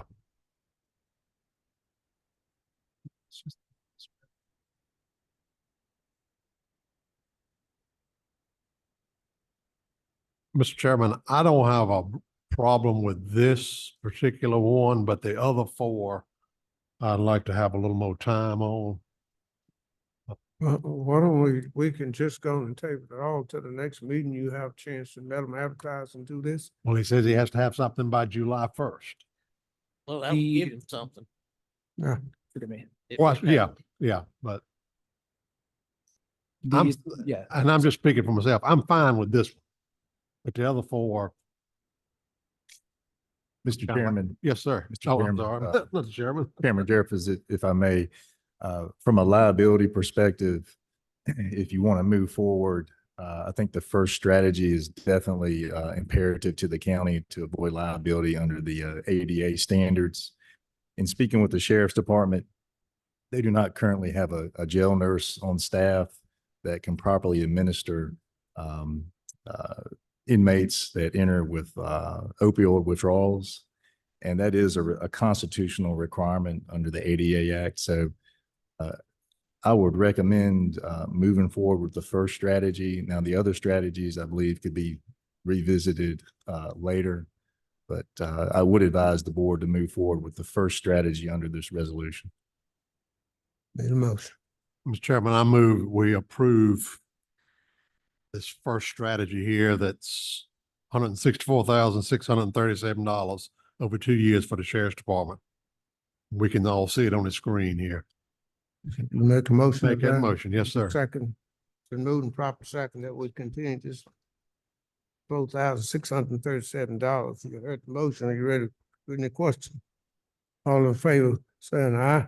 Aye. All opposed? Carried unanimous. Thank you. So we'll move on down to the agenda. Need a approve of the agenda. So move.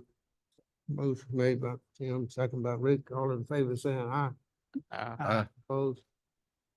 Carried unanimous.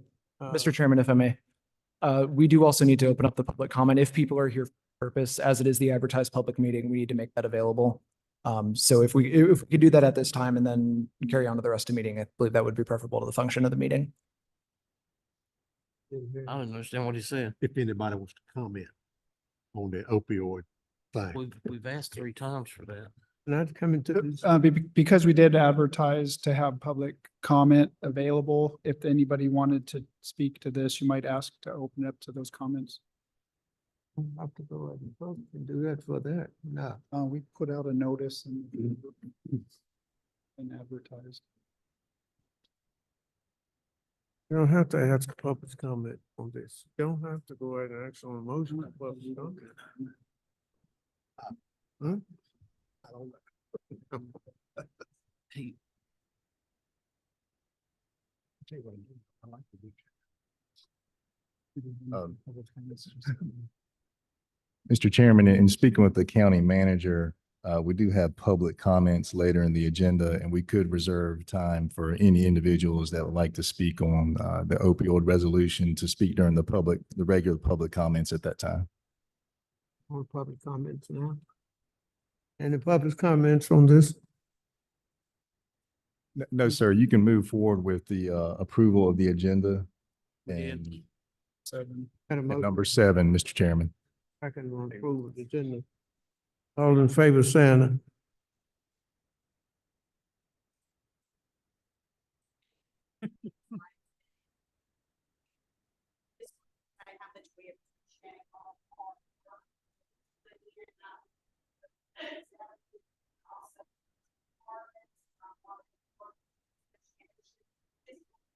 How much we have appreciated all the services provided here in the county.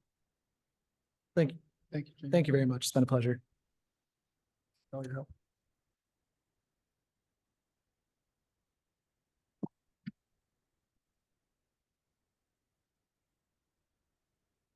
I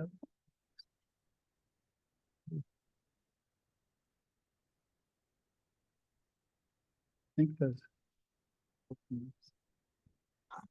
Good evening, Mr. Chairman. Good. Coming for you tonight. Now go over this resolution. Back in the late 90s and early 2000s, the Board of Caswell County and the Board of Person County requested that the North Carolina Geodetic Survey survey the county line between the two. So that was done in 2003. We've been using that information since then. School of Government said that is our best information. But neither board passed the resolution back then. So Mr. David Ferrero, North Carolina Geodetic Survey, requested Person County and Caswell County to pass a resolution on that survey. And he's going to go out, he's already in the process of locating those markers, those boundary markers, and just drawing a new map. On the back, you'll see the current map that we are using. And back page, you'll see the statute relating to this. And on the back page, you will see where the Person County Board adopted this resolution on May the 20th of 2024. And I come before you today, just a formality to adopt this resolution, and he will draw a new map. Can I ask a question? I was trying to blow it up and look at it with a magnifying glass, and I couldn't particularly see the numbers, but is there any questions between the two? We don't have the staff to go right down the line and work with, see, when issues come up, you know, sometimes we've been picking up some property that Person County had been taxing, and we correct those errors as we go down through it. We run it.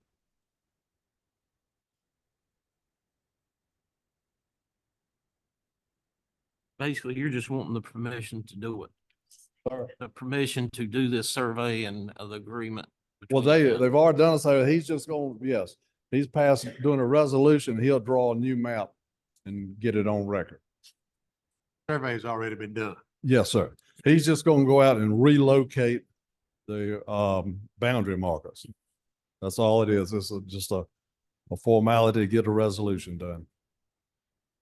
I think this was did when Bobby Orchard was on it. I saw where he signed it. Yes, sir. It was. We need a motion to approve this. I'll make a motion to approve. Second. Motion made by Rick, second by Rose. Y'all heard the motion in the discussion. All in favor saying aye? Aye.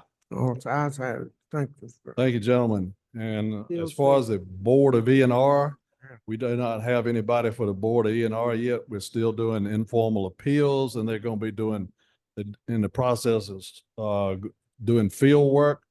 So, you know, they're still working on that. One question on that. If a person out of town and appeal it, will they have to come in to? They can, we've had a number of mail-in reports on that. Yeah. And they send the information in, and if they need to revisit, they ask for it. We make sure they're taken care of. Okay, thank you. Thank you, gentlemen. Have a good evening. Solid waste. Ms. Bucher.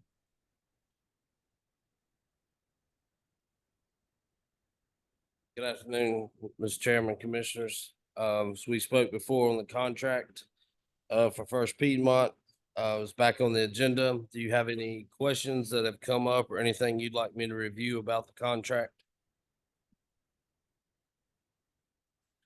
You didn't get the price down any, did you? So Mr. Yarber spoke about the Nix Road convenience site. Excuse me, on the hauling. I spoke to them. They did go down on that site, but they went up on 3 others. So it evened out about the same, but it put the sites more in line for the future. You don't have one that's closer being paid more, so they got reevaluated them all and got them more in line. We're still looking at about $181,000 increase from last year with the current hauls and tonnage that we're running. And with the fee schedule that I give you at the last meeting, the updated one, if we adopt that fee schedule, we should be able to cover all the cost of that. That's including, going up on the availability fee and us going up at the tipping fee at the scales at the landfill. And that does have charging construction debris and out of county residents more than in county residents and miscellaneous. Anyone have any questions?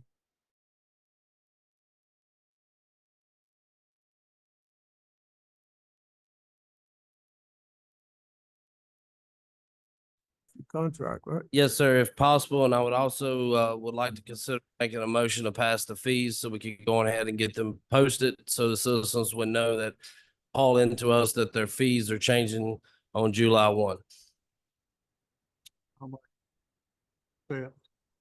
And wrote some made by, hey, second, Ms. Gwen. Y'all heard the motion. Any question? All in favor saying aye? All opposed? Motion carried. Okay, Mr. Chairman, I've just asked you, is that also the fees in that motion, or was that just for the contract? Would we like to go over the fees so that I could get them posted and get the signs up so that the citizens will know effective July 1 when they bring in couches and stuff that it's going to cost them more, and so they have ample time to know. Did you include that? Fees and the contract. Sir? I thought that was the fees and the contract. That's the way I Okay. intended the motion. That was all that was So presented. the fees was all said in that motion, To sir. wrap up the whole thing. Okay, thank you, sir. Public comments, we already have that. And recognition. Got anything? Rose? Got any recognition? No, sir. You, Tim? Just one thing, Mr. Chairman. I'd like to recognize former interim county manager, current county manager, and the maintenance man, Artie Hayes, for getting this sound system put in. I think we can all hear what we're all saying tonight. I appreciate their work. Okay. Oh, recognition.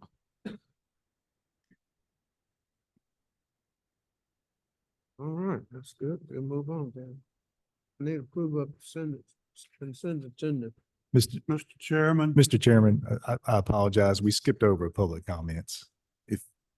If you could go back to number 10, please, public comments. Go back to public comments on number 10. Okay, we'll do. Any public comments? We have none. Public comments. Okay. Comments? Mr. Chairman, before we continue on with the rest of the meeting, would it be possible to get a 5-minute break? Get a 5-minute break. Okay, we'll take a 5-minute recess. Fine.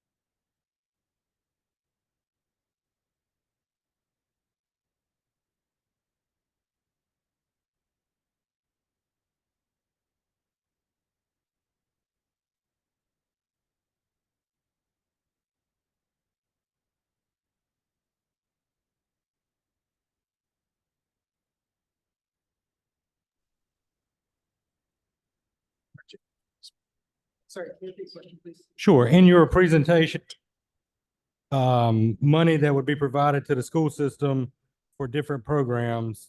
I know it said person, but it's supposed to be casual. Can you elaborate on what kind of programs that would be?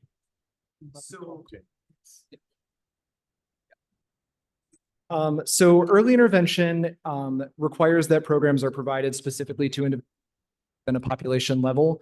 So the examples that are provided include things like youth mental health or peer-based programs that are intended to provide people positive alternatives to drug use, meant to help people deal with pre-existing mental health conditions or substance use and things like that, to provide positive alternatives while people are young, hopefully to avoid long-term problematic use. The specifics are still in development. This wasn't a program that already exists that we're putting more money into. It's something that we are hoping to start through Piedmont Community College to support the school system in that way. Does that make sense?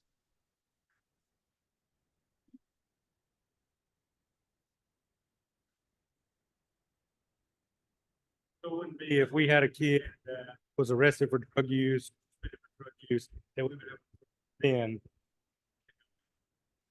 So the idea would be that the Piedmont Community College employee would be accessible to that person and help to provide, positive mental health support to move them from that kind of behavior towards more positive alternatives. That's exactly the kind of person that the position would be looking to help out with. Does that make sense? Yeah. Okay. Thank you. Yeah. Thank you.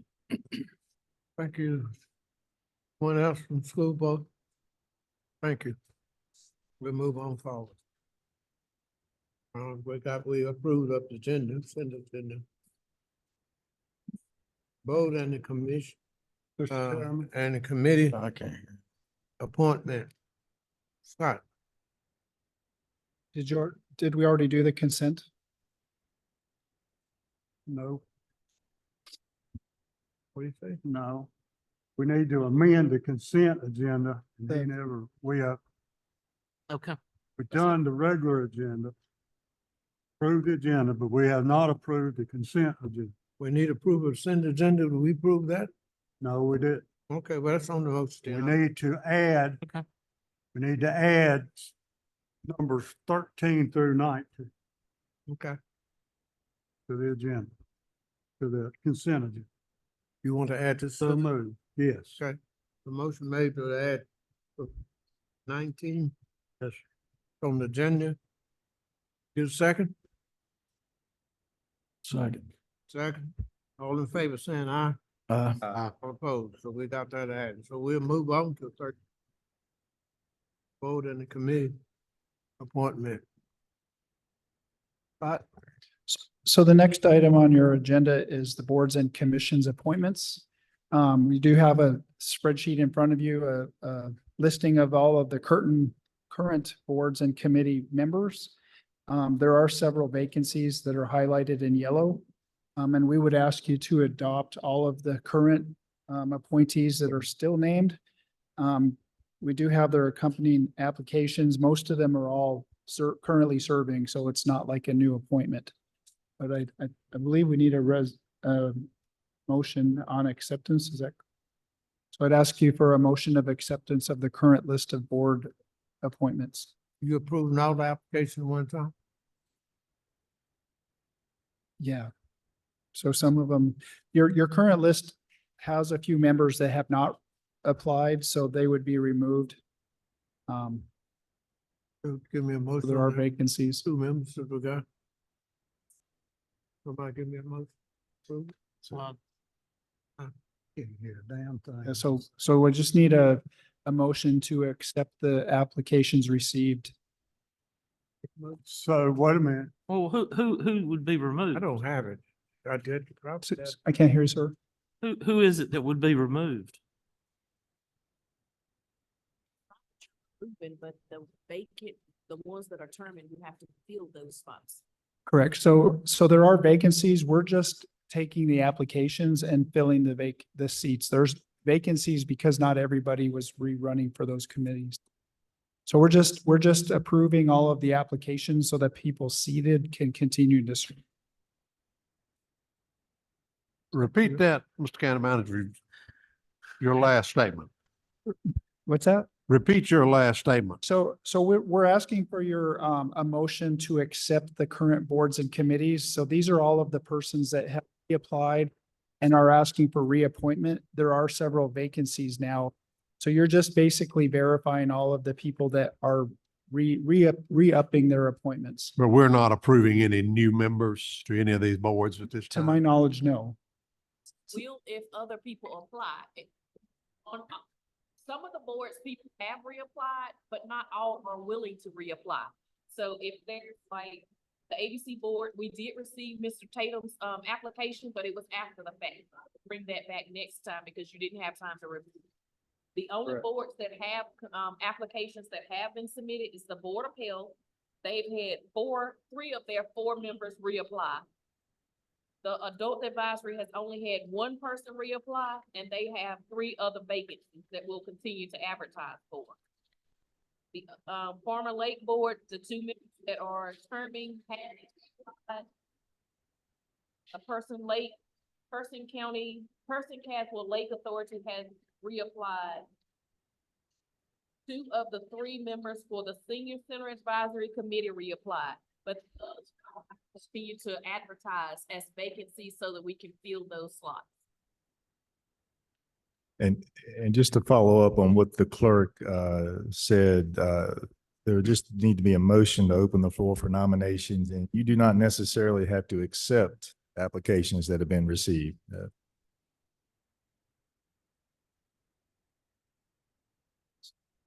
What the board is gonna do. We're gonna pass these 2 he called. Sir, we're gonna pass these 2 that he recommended. have reapplied. Only 2 of them. Miss Cynthia Claver have not received her application. So she may send it in later. She hasn't sent it in yet. So all of the persons listed, we do have their application for renewal, and we do recommend that you accept them unless you choose to take some members off. So, Mr. Attorney, you said the floor needs to be open. Any further Yes, sir. We'll nominations? need a motion to open the floor for nominations, and you don't necessarily have to accept each application that was received. Mr. Chairman, I move floor be open for any other nominations. Second. What you say? Sir? Floor be open for any other nominations. Make a motion. You made the motion? Yes, sir. Second. Second, y'all heard the motion. Moving proper second, all in favor saying aye. Aye. All opposed, carried unanimous.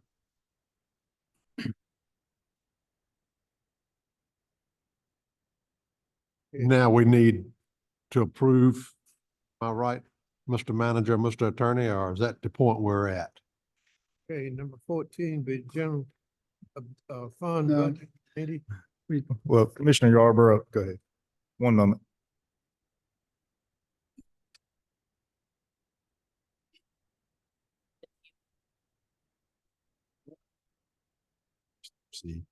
So Commissioner Yarborough, we'll take a look at the Board of Health. We have 3 applications received. You can choose to nominate each of those members, or you can choose not to receive the applications.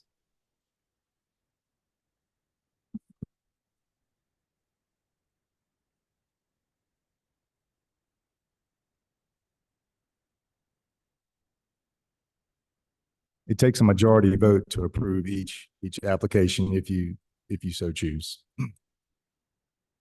You ain't the only one. Are we voting on just, like, right now, the health board? Yes, sir, because that's the first board that's actually received applications. Okay. We're voting on the health. By God. Get you out of them high weeds.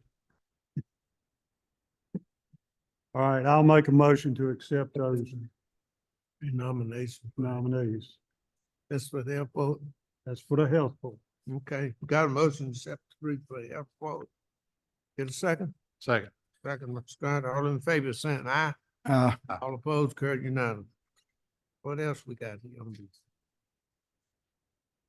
Person County Lake Boat. Got one out. on that. Okay. Advisory.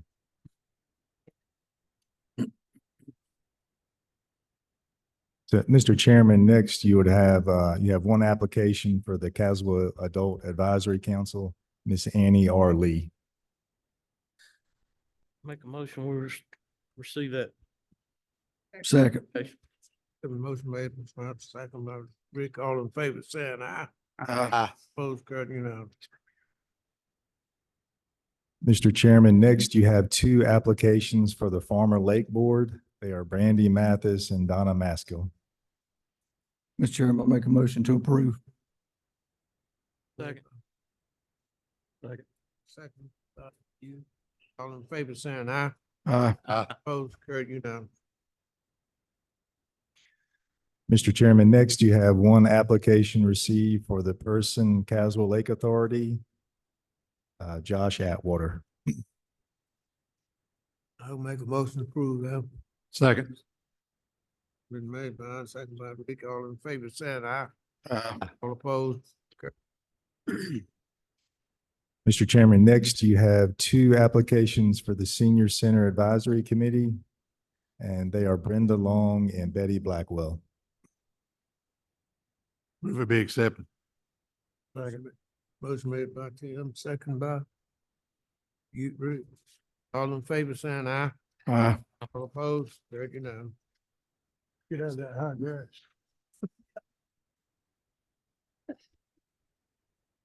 The next one, that's it. That's it. All right, then we'll move on forward.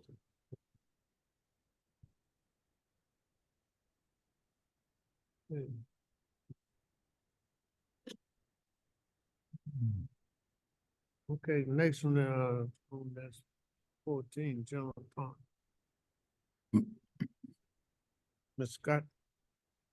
So the next items are, we broke these out into individual pieces.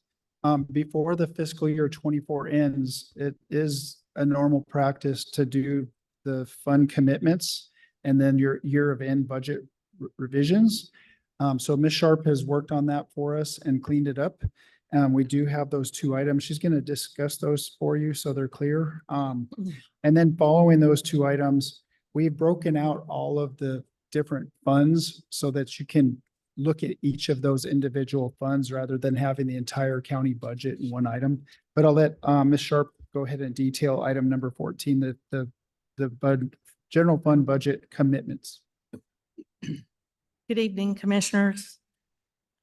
As is before you tonight on this item, fund balance commitments can only be made by the board. And there are two items that are bringing forward to you. One is statutorily required in that building inspection revenues can only be used for building inspection activities. And to the extent that those revenues exceed expenditures, they're to be set aside to cover future inspections activities. So right now, the estimate for the revenues is approximately 390,000. The expenses are approximately 300,000. So the request is to commit those into fund balance so they don't fall into the unassigned fund balance. And then those would have to be brought back to you at some future date for your appropriation before they could be used. So it's just when you see the balance sheet for fiscal year 24, there would be a commitment of that fund balance for inspection revenues.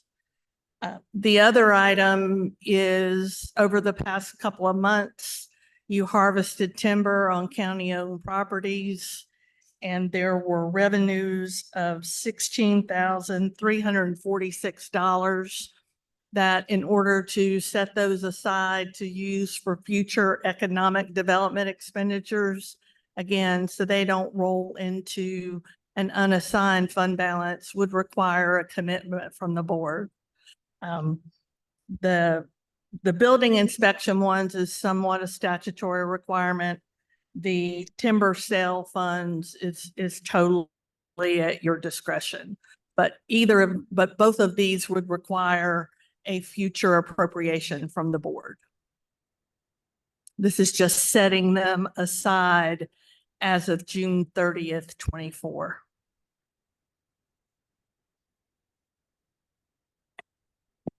Mr. Johnson, I know me and you talked about this a year or so ago. There was some other ways that money was spent, safety and health. When it came to the building Yeah, I'm sorry. Can you speak up, Commissioner Holt?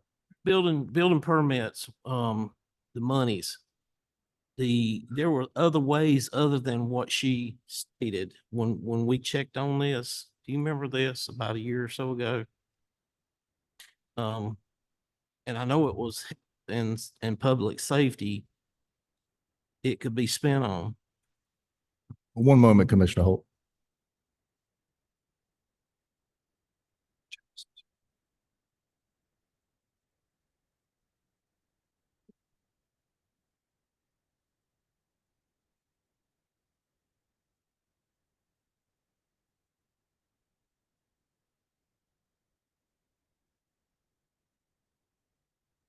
Commissioner Holt, that falls under General Statute 159-33. I don't recall that conversation from a year ago, but I'll be glad to research that and I'll have you an answer momentarily.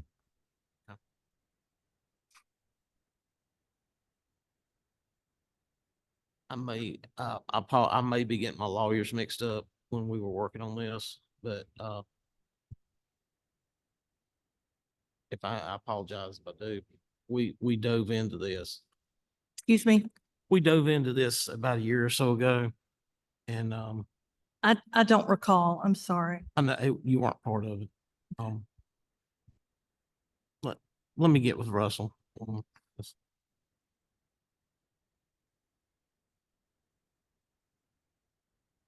Ms. Sharp, the proceeds from a timber sale, you said that they could just fall into the fund if we so desired, Yes, sir. or we could set them aside for economic development either way. Yes, sir.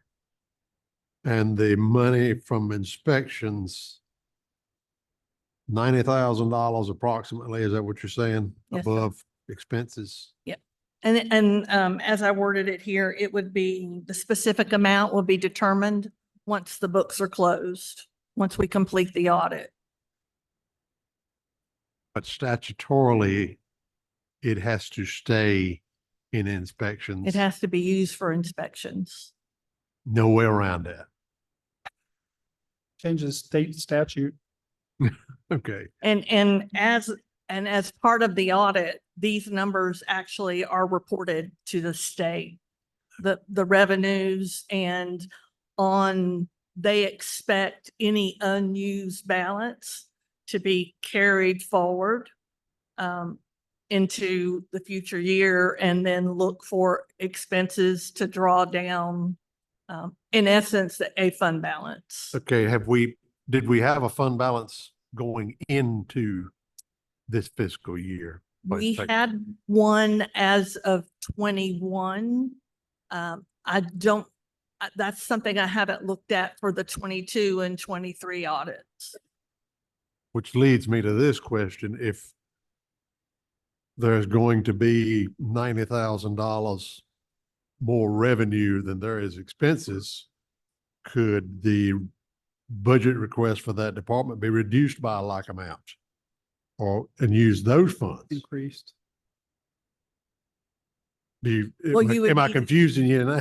No, I think you could appropriate this This 90. fund balance Yeah.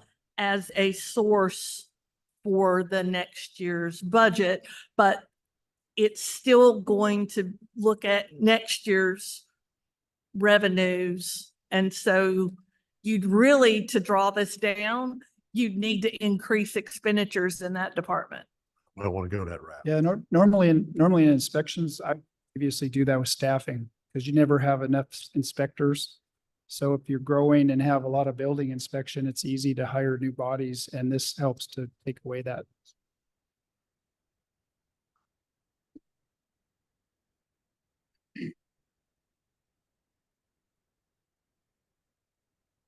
Anybody else?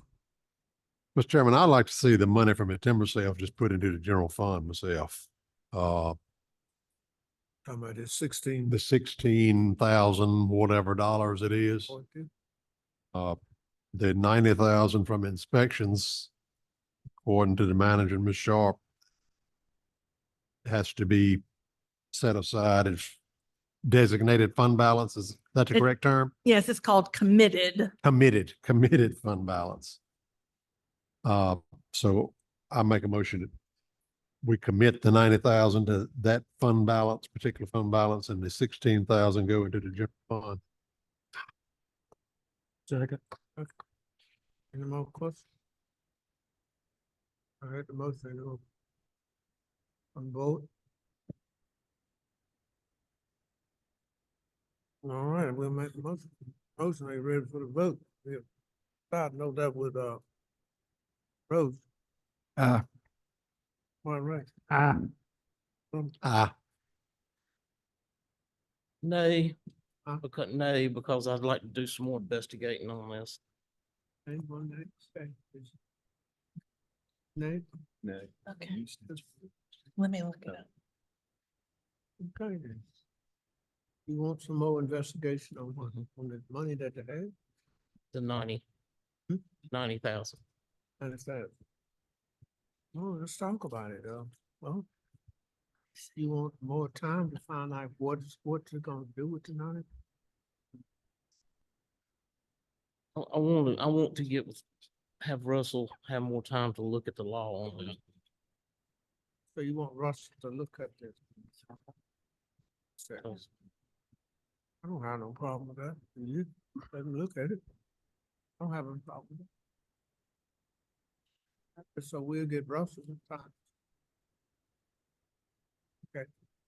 Did he get that? You get? I didn't hear what you just told me. We had 4 votes to get Ross, the attorney, to look at this $90,000 for to put it in back in saving. So the motion failed for the $90,000 go back and after $116 to go back in proper form. Chairman, we're reviewing the statutes now. We're trying to. That's under 153A, 354.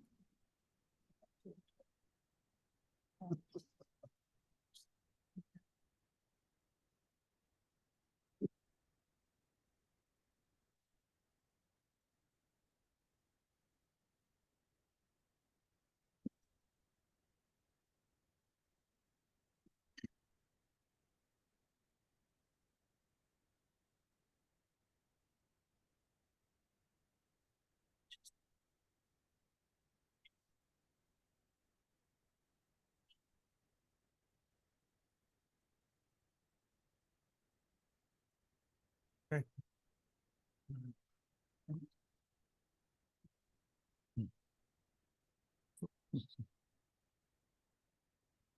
We didn't go to that motion. We're going to continue on this.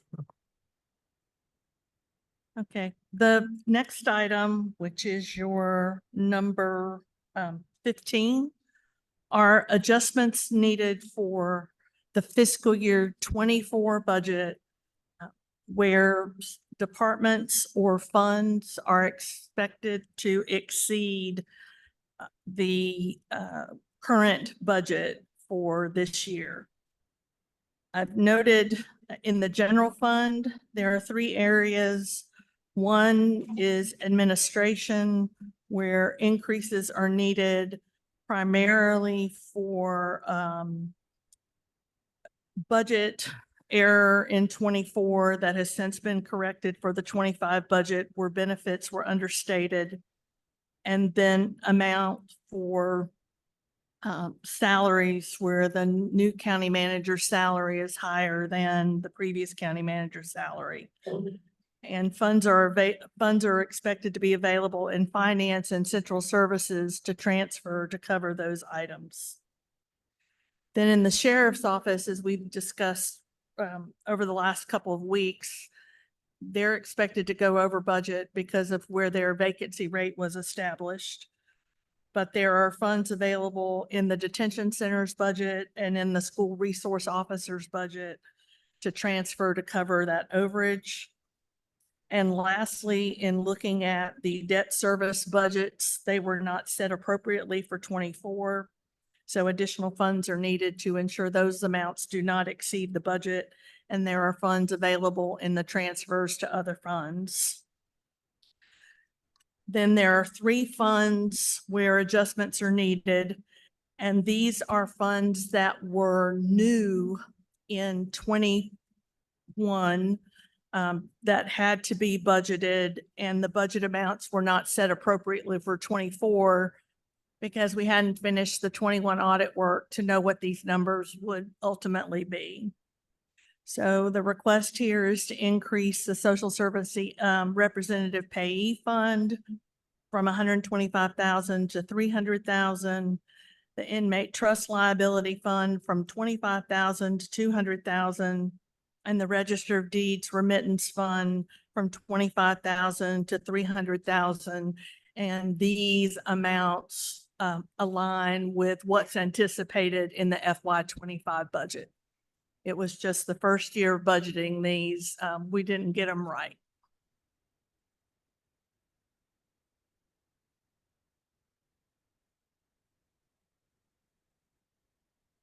And I'll just, so if these adjustments are not made, then it will be reported as a budget violation in the financial statements.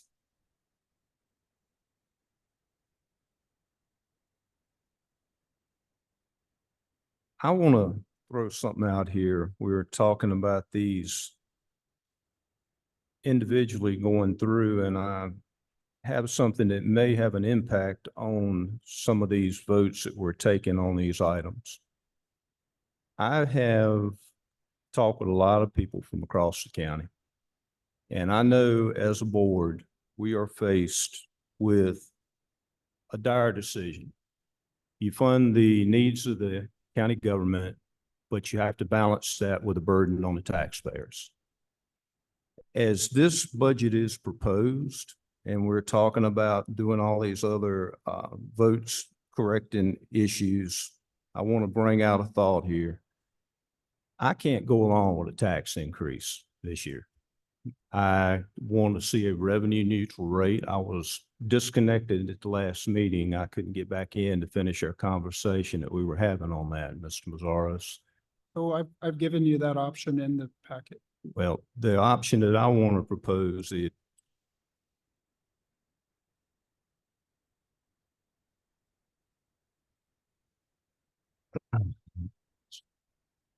I think it's financially irresponsible to pass this budget without having the audits. We don't really know what kind of money we have. We have speculation, but we are years behind, and already money has been allocated that we are saying is found. But until all the ink is dry on the paper, we don't really know what's there. And we're already under state restrictions. We can't go out and even buy the lease vehicles that were proposed for the sheriff's department. All that's on hold. So with that said, I want to make a motion to reject the county manager's recommended budget and also reject any proposed tax increase, and that we adopt a revenue neutral tax rate. And I move to adopt the 23-24 budget again this year with no pay increases or salary increases above what we allocated last year. In other words, if somebody made $50,000 last year, they're going to make the same thing this year. And that way we can have a financially sound plan to give to the state. We set our tax rate at revenue neutral. And if there are any items that are falling between the cracks, then this budget can committee can entertain emergency requests from departments, and we can go into the fund balance if need be. We got 18 million in the fund balance. I'm not a rocket scientist, but I'm going to say this right now, that if this board approves a tax increase and passes this budget, there'll be folks that are already sitting there looking at that money in that fund balance, figuring out how to spend it. You can't leave a big pot of money in the hands of government without seeing it disappear. Look at our Social Security fund on the federal level. but that is my motion. If I get a second on it, I'm gonna call for a vote to do that. Give it a second. Can't hear you, sir. Can you please use your mic? I give it a second. Thank you. Motion and second on the floor. Now, more in the comments here, we're going to come. I saw you first, Mr. Russell. Yes, Mr. Chairman. What I'm, excuse me, I'm fighting laryngitis tonight. What I'm gonna go back to is the school board, correction, school bond that was voted on in 2018. It passed almost 2-1. And it specifically states additional taxes may be levied in the amount sufficient to pay the principal and interest bonds as adopted by the county. We built that school with this being known, but we have never had an increase to pay for it. And if we don't do something, there's $644,958 more dollars coming out of fund balance to pay for it.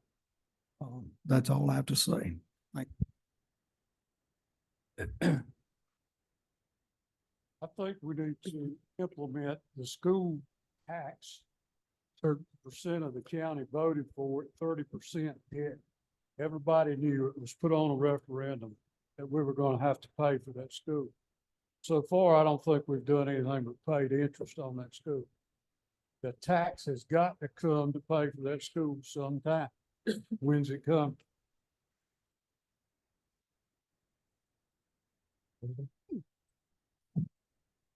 Mr. Chairman, maybe I'm a little bit confused. I am most days.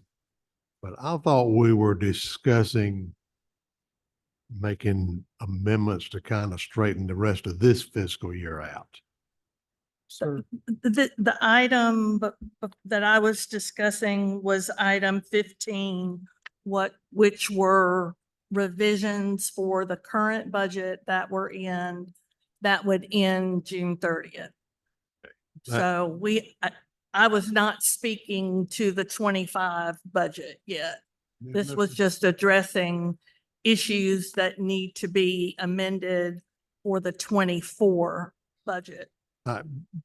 That's where I thought we were at, Ms. Sharp. I didn't know if I had completely gone off track or not. Yeah, and I got Mr. Dickerson's motion. And I have no comment on the motion, but I think we're kind of jumping back and forth on items here, and we need to kind of just go down the list.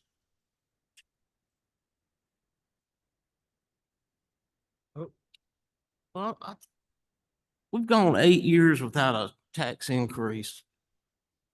And this government has been running. And we've got $18 million in there.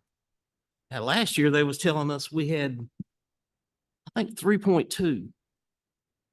Had us freaking out. sir, I'm sorry, you unrestricted. weren't here. For the I went back and checked my notes. the 18 million is a restricted balance. Okay. So how did we go 8 years with things going up without a tax increase? And we're not, and I have to look at these people to say we weren't overtaxed.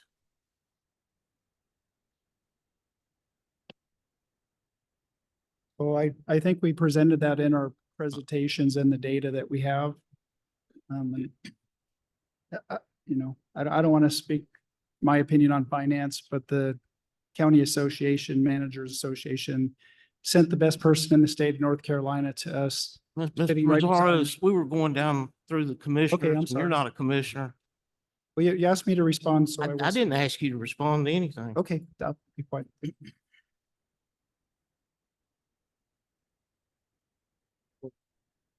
That's fine.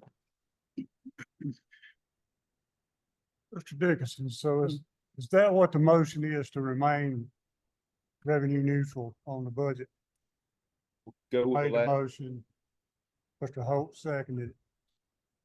And we got to vote on it. But I think we would need to get some direction on how to get to that revenue neutral number, which would either be reductions in expenditures. And Commissioner Dickinson, I heard you say no salary increases. So if you take the salary increases out, that's roughly $300,000. And we need another $150,000 to bring the budget into balance, which could be, you could use fund balance. We also put forward if you want the same budget, putting back the special appropriations to where they are now gets you about almost $40,000. But there are some increases we've had to put in there, the debt service, those type things. So I would suggest that we look at the 25 budget as presented with those adjustments to eliminate the tax rate. And so it's a combination of reduction in expenditures, or there aren't really any other revenues to increase, so to speak, other than fund balance. I think we have enough in fund balance, and as I said, I am not a fan of keeping an excessive amount in fund balance. Okay. People will be eyeballing that money and it'll be gone just as quick as we can get the ink dry on this budget. They'll be making plans to spend it. I think it needs to be directed toward the obligations of the county and bring it down to a balance where we have it in the form of an emergency fund, not a savings and loan. We're not here to keep people's money and draw interest off of it. We're here to run a government. So I would prefer that the shortfall be taken out of that excessive amount in the fund balance. The whole 400,000, and that there would be pay increases? No, but no pay increase. The difference, okay. Yes, no, So same thing we had last year, no pay increases. They made 50,000, they made 60,000 last year. They make that no decrease, no increase. And handle it that way. That is my motion. And that would be on the general fund. There is also the need to set the tax increase on the fire tax district. So if that's revenue neutral as well, that would just decrease their revenues. And since we would not be able to absorb the reduction in transfer in the general fund in the fire tax district, that would need to be more to come out of fund balance. So you would be looking at roughly a reduction in expenditures of 300,000 for the pay increases, 39,000 if you reduce the special appropriations, and then you'd need about 180,000 in fund balance, ballpark numbers. That's above and beyond what you're already taking out of fund balance. Am I right? Yes, sir. Quick, That would make the amount coming out of fund balance about 4.25 million. question for you, and I'm not a CPA. And maybe Nor am I. maybe I should know this, but I don't. Explain to me the difference between total fund balance and unassigned fund balance. Because total fund balance is projected at a little over 15 million for 25, and unassigned is about 6.7 million. Yes. I wish I had a financial statement I could show you, but with fund balance, there are certain restrictions that have to be set aside. One is all of your accounts receivables are set aside as a restricted amount in accordance with state law. The other amount that has to be set aside is the amount that you budget for the next year. So if we're budgeting 4 million, that is a restriction against fund balance. So the unassigned is what is left after all the required restrictions, commitments, and designations are set aside. So that is what is truly available for whatever purposes. And the other things can only be used for the purpose with which they're restricted. So that 6.7 million is projected on the presentation is money that's used when, you know, a budget amendment comes up to cover whatever, Yes, correct? sir. Okay, all right. Just want a little clarification. Yes, sir. And as I mentioned, when we bring the financial statements forward, we'll make sure we spend some time with you all understanding that fund balance section of the budget, of the financials report. You're saying that we have 18 million from, Projected, based on what we've looked, you know, what we've done in looking at the numbers, would project about 18 million of total fund balance at June 30th, 24. And an unassigned fund balance of about 6.2. And if you look at the unassigned fund balance difference between 23 and 24, that's really setting aside that 4 million of the budget that would be anticipated to be used in the 25 budget, reducing that out of the unassigned. What page are you on there? I'm sorry. It's in the presentation. It's after the general fund revenue slides. Of course, the page numbers aren't on here, so it's about page 10. what percentage of fund balance? It's the chart that's sideways, projected fund balance.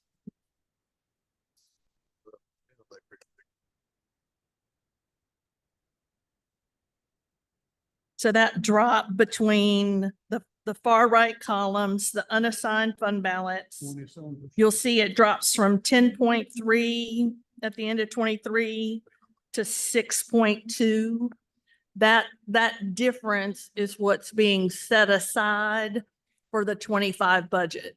That has to go into a restriction against fund balance. So that's why the unassigned drops to about 6 million.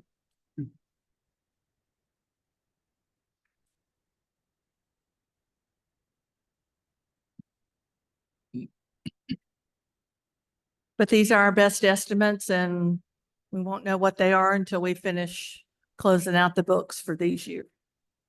That's exactly my point in how difficult this process is, because we're so far behind on the audits and I've asked when they're coming through and there's no clear answer on it.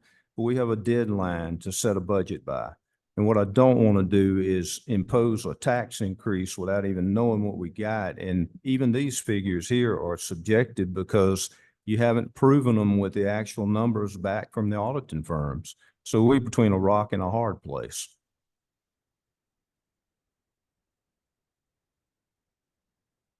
But budgeting is just estimating. So it's all about confidence and, you know, are we going to do these projects? Are they going to, prices going to be realistic? Are they going to have supply issues? And as we've seen the last few years of COVID, everything, there really is no predictability with some of that. So you're right, until we get the audits finalized in the next couple months, I mean, all the audits been turned in and we're waiting for finalization. But we won't have that before July 1st. No, we'd have and we won't have the June 24 audit until somewhere between November and December. Mr. Johnson, Yes, sir, Commissioner.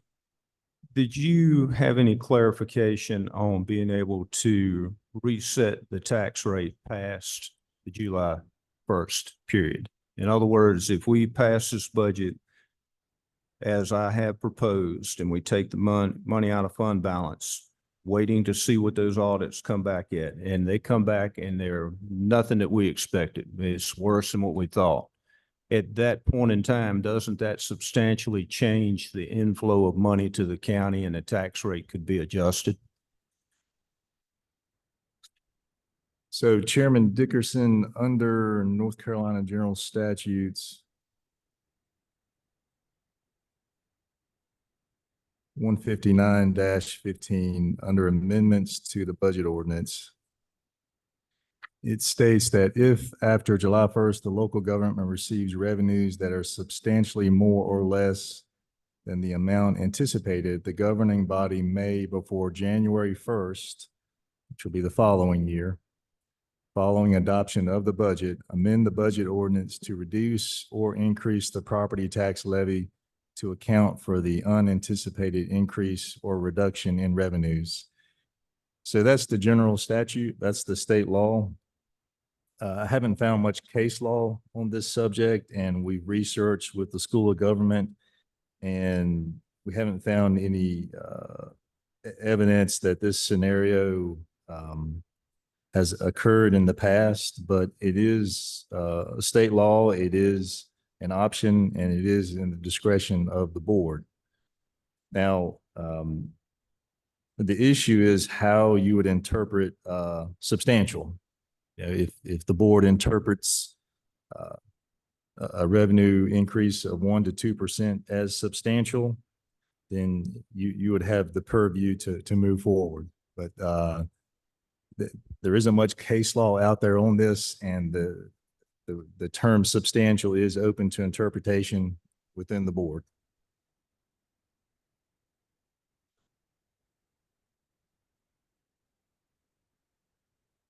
Scott, I think I asked you to look at taking the 2.25% out of the budget with the tax increase, the valuation. Did you do it that way? Did you come up and give us a figure on that? And we take $500,000 out of fund balance. We do not have a tax increase of 2.25 as you projected. To do away with that and go to the fund balance and do this. Did you come up with what would be that? We calculated all of those. I think for John and I, we're kind of splitting hairs when you look at the overall budget. We're talking about some really finite, smaller percentages and numbers to get you. To get you where you need to go. The budget neutral rate is also calculated based on our data that we have, just like the fund balance. So where we sit is, it's going to come down to a vote of this board of, do we collect the tax that voters said they should pay on the school, which is 2.8%, or do we go budget neutral? And that's, we would, if you want to just do a vote on something like that, that would make our job easier to understand where we need to go. Because at this point, we've researched all the scenarios and are presenting all those alternatives, but until you decide what you want to do. I thought that's what we asked before, when you left, that we was gonna look at taking this 2.25% out and go to fund balance and see what it come up with. I think that's what was told when you left there. So in one of your slides, it actually at the end, when you asked me for alternatives to get you to budget neutral, we projected it was $448,000 to go budget neutral. So that would just be fund balance that you would use to make the budget. If you use all fund balance, but you can do a combination of reduction in expenditures and fund balance, which I believe is what Commissioner Dickerson proposed. Question. Utilize fund balance to eliminate calculated tax increase of 448,000. You were speaking of pulling 4 million out of the fund balance overall with my proposal. What's the difference in these two lines? The 4 million is what's already in the budget. There's already 4 million anticipated in the budget utilizing fund balance. So this is the tax increase amount. This is the equivalent of the 1.95 cents. So for clarification, everybody listening, what I'm talking about is taking an additional 448,000 out of the fund balance to not have a tax increase on the people in the county. That is one option. I thought you said you didn't want any tax increases. No, taking I 400. mean, any pay increases. Yeah, right.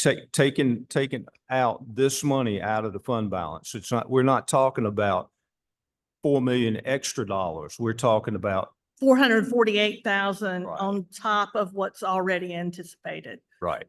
But the way I understood your suggestion is we would remove the pay increases. And so that would leave 148,000 that would have to be used from fund balance. But if you also keep the fire tax district at revenue neutral, there's, it is the small increase there, assume that it would eliminate a transfer from the general fund. So 31,000. 31,000. So we could just take that away from the fire tax district and they have less money this year. And what is that, the final total, what you're talking about, once you take the others out, what are we left taking out of the fund balance in addition? 31, roughly 220,000. No, I'm sorry. 280, 100. Let me write this down. Can't do math in my head. I know I threw you a curveball. So to balance, so I'll just kind of recap this. So to balance the budget and not have a tax increase, you need a total of 448,000. So if I back out the 300,000 to reduce the pay increases, that leaves me with 148,000 that I would need from fund balance. But I would have to put the transfer to the fire departments back in, which is 31,500 if we keep the fire tax at revenue neutral. So then that means I need $179,000 from fund balance to close the gap and not have a tax increase. And I don't know if you want to consider reducing the special appropriations, but if you left them at where they are for this year, that could reduce the amount being used in fund balance. Well, I don't see you taking it away from fire. I mean, they need it.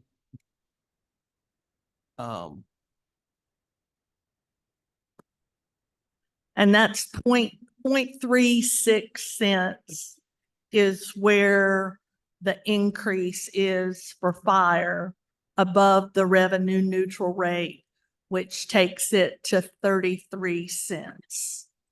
What is that money in terms of that $179,000 figure if you put the fire tax increase back in? Then that takes you down to 148,000 in fund balance. If we if we have the tax increase for the fire tax district, then we can eliminate the transfer from the general fund. And so that would put you back to 148,000 of fund balance if you leave the special appropriations in. If you don't take that 39,000 out of the budget. Mr. Chairman. There's a lot of numbers being floated and quoted in here right now. I suggest that we have another budget meeting, but at this time, I'll make a motion to table Mr. Dickerson's motion until we can iron all these details out. Mr. Yarborough, if we got a motion and a second on the floor. And I have made a motion to table your motion. You can't do that. Well, you can, I need a ruling from somebody with Robert motion can go to where it says, comments, and then you can amend his motion by tabling or saying what you want to say. Clarification from I the think I'm attorney. 1 second, let me grab my Robert's Rules of Order here.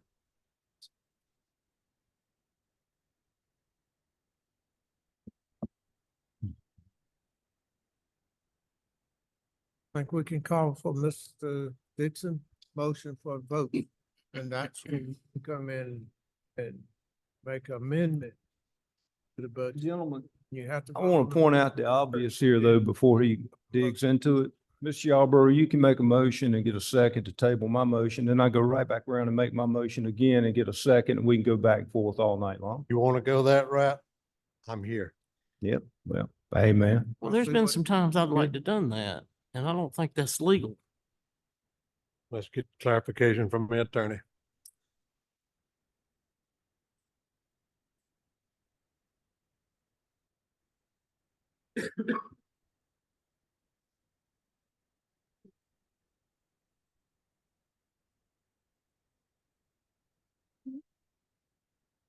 Table.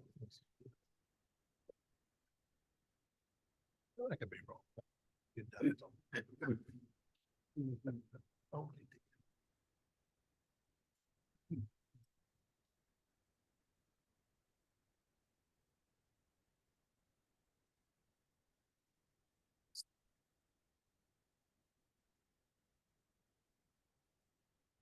I think I'm right. What I say. What did you say? Called for the votes on your, on this motion, and then when you're calling for the votes, that's when he can come in and make amendments to the table. You know. So I think Well, Mr. Chairman, I don't know if it would be, while he's looking up You the did hear Robert's me? Rules of Can Order, you hear me? I'm not sure if it would be helpful if I walk through the budget ordinances. Just since you were given to them right before the meeting. So that you could be clear on the numbers. I think that we can pair Mr. Dixon motion up and ask, call for the votes. He can come in and amend that motion and ask by table. I think I'm right. I'm sure, but I don't have a book before, but. And we'll vote on the amendment first, then go back. Mr. Chairman, I think I may have an answer here.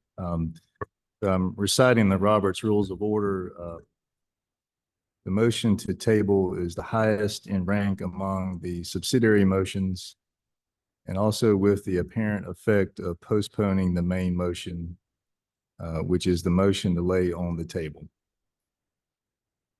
Its high rank is due to its original purpose, which is to allow the meeting to set aside question temporarily without further discussion by a majority vote in order to give attention to a matter of urgent importance.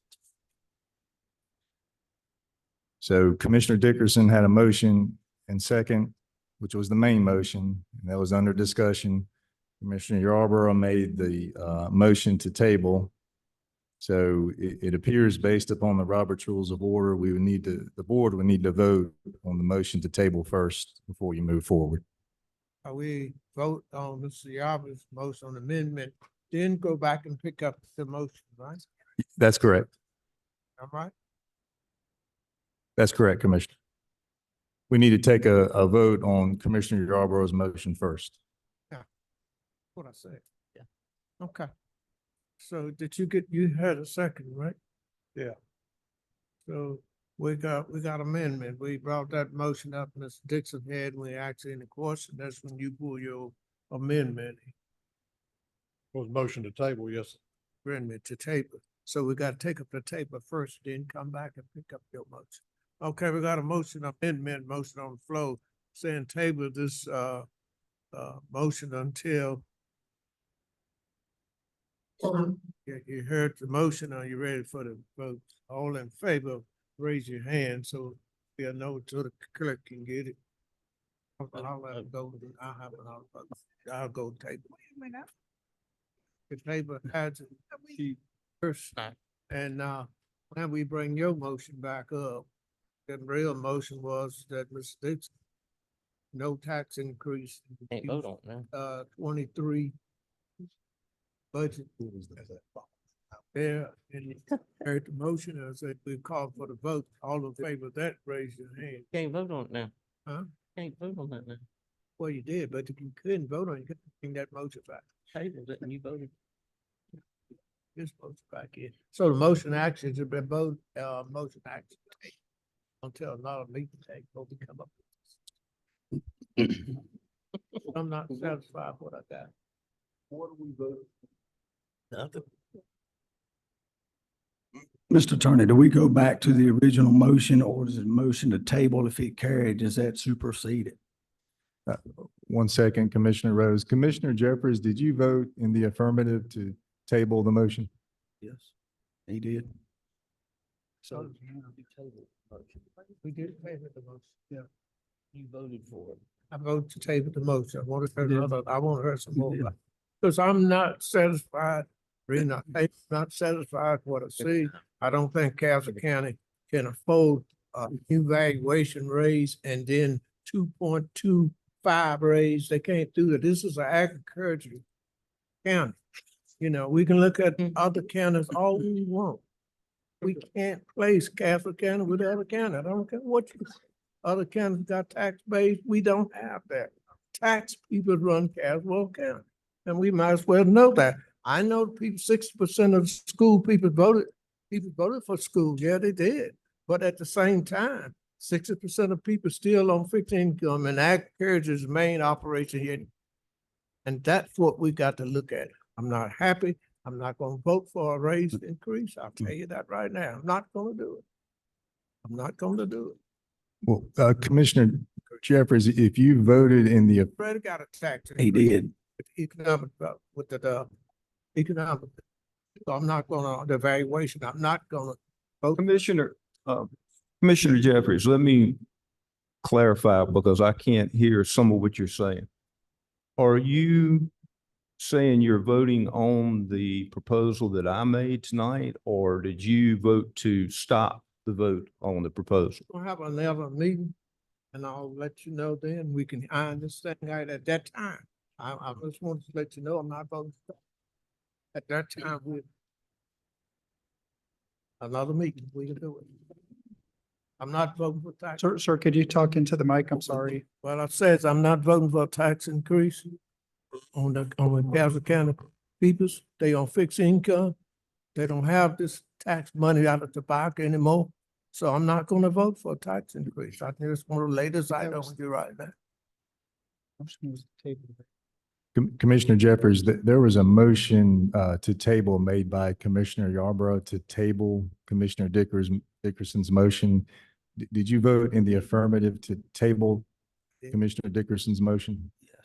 Okay, so Madam Clerk, was that a 4-3 vote? Yes. In favor of the table? Okay. Well, then Commissioner Jeffers, that matter would need to be tabled pursuant to Commissioner Yarborough's motion.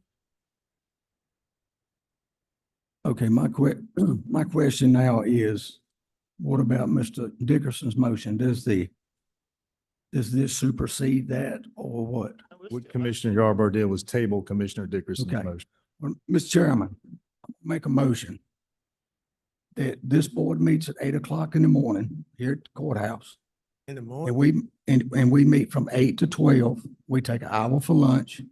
We come back at 1 and we meet to 5, and we have every department head lined up to meet with us. And we do this until we get this ironed out.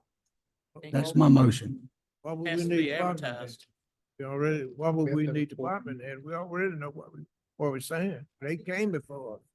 We need to decide, are we gonna raise tax or are we gonna not? Okay, well, if you say they came before us, I still say we need to meet tomorrow at 8 o'clock. In the morning? Yes, sir. Has a meeting in the morning, so service. I cannot You have to advertise. I can meet in the next- 48 hours. Yeah. meet Wednesday morning. Yeah. How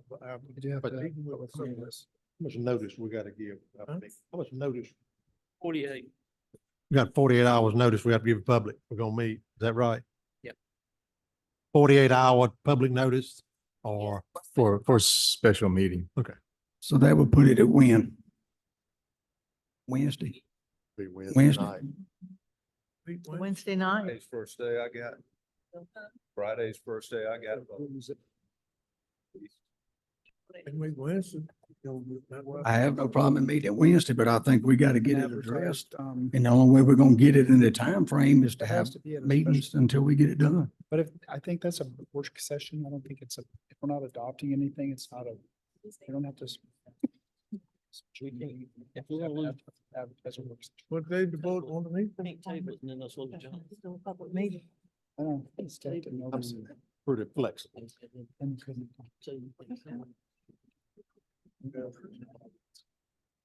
So Dixon, you work, what day can you meet? Also.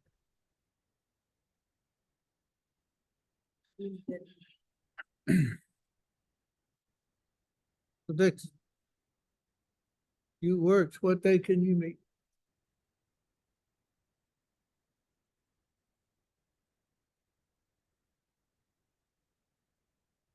Mr. Chairman, can I add some?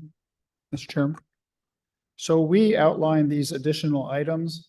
The 14 and 15 are items that need to be done to be in compliance with state budget law. Otherwise, we're over budget and that's a violation, which I don't think we want to do that. And then the funds by specific, so it goes through the enterprise fund, the custodial funds, the special revenue funds. All of those funds are pretty straightforward and simple.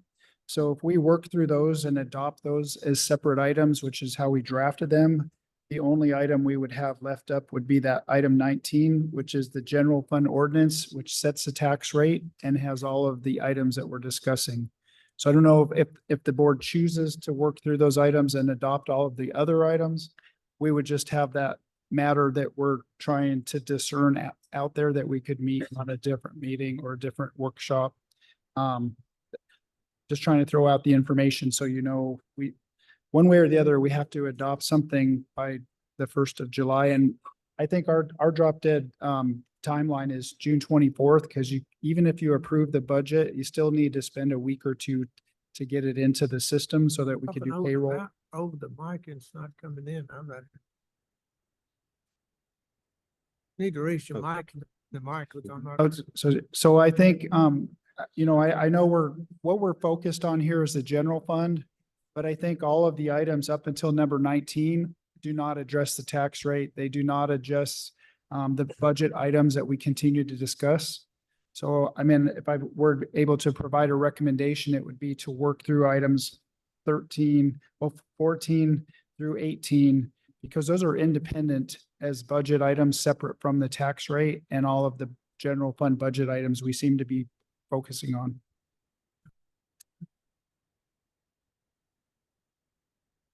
And then we wouldn't just have to reconvene to do the whole entire thing. I mean, I think that at this point, it's prudent to you to determine how you want to proceed, and we'll work those recommendations. Chair. This is out of order. Pursuant to General Statute 143-318-10, open meeting law, all this sidebar conversation cannot continue taking place. It's violation of the open meeting law. We are trying to clear our schedules to have, man, you don't run this room. You don't run this room. You're a school board member. You're not a county commissioner. Hey, I'm trying to clear my schedule for tomorrow, full disclosure here. So we're trying to make this meeting work. Let's take a 3 minutes break again. Just go kind of work. Needs to be approved.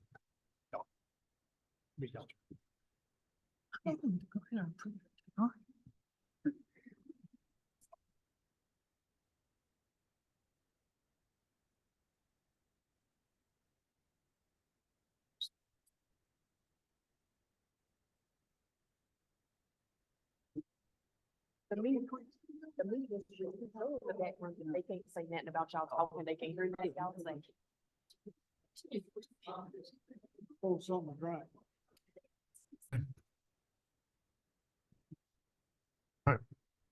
Be back on the budget. Mr. Chairman, this comes in form of a motion concerning the 25. I'm sorry, can't get used to this. Mr. Chairman, this comes in form of a motion concerning the 2025 budget for the county. Motion is that we will be at revenue neutral on the tax rate. Fire tax will be at 3.3 cents per hundred as proposed. Employee raises will be at 2%. And I believe that's going to cost about 300 and some odd $1,000, Ms. Sharp, if I'm correct. Whatever the amount is will come out of fund balance. No tax increase. Fire tax goes to 3.3 cents per hundred. Employee raises at 2% across the board. I want to emphasize the across the board part.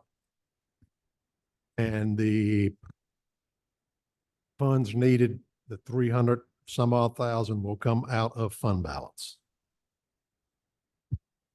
That's a motion. That is a motion. However, the clerk needs to word all of what I said. I'll second that motion. You second that? Yes. Motion made by Jarvis, second by Mr. Dixon. Y'all heard the motion. Any more discussion? Yes, Mr. Chairman. Ms. Sharp, does that give the fire departments what was in this last proposal? Yes. Yes, sir, it does. The 3.3 cents will eliminate the transfer from the general fund of $31,500 and increase their funding a net of $100,000 annually. Okay. Well, as everybody knows, I've always fought for the county employees and I'll always continue to. Am I happy with this? I'm not tickled to death due to the fact, the vote that went down in 2018, but, guess we'll see when it comes to vote time. Thank you. And let me just give you what those numbers would be. If we do a 2% pay increase for employees, Correct. that is $60,000 from the 448,000 that we need to eliminate the tax rate. So that would be $442,000 coming from fund balance. Now, what was that? Do that math again for me. So if we leave, You take 60,000 off of 448. that gets you down to 388, doesn't it? Yes, I'm sorry. I cannot Okay, do math thank in you. my head tonight. I'm sorry. Thank you. Yes, 388. Thank you. That'll be an additional 388,000 coming out of fund balance. Correct. Above what the manager has proposed Yes, sir. Leaving the tax rate for the general fund at 58.5. 58.5. Yes, sir. No question?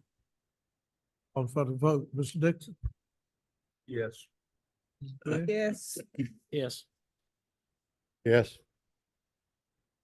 Rick? Yes. So motion passed. I'm against it, but I'll Thank you. do it. I ain't crazy. All right, we'll move on. Well, thank you. No tax increase.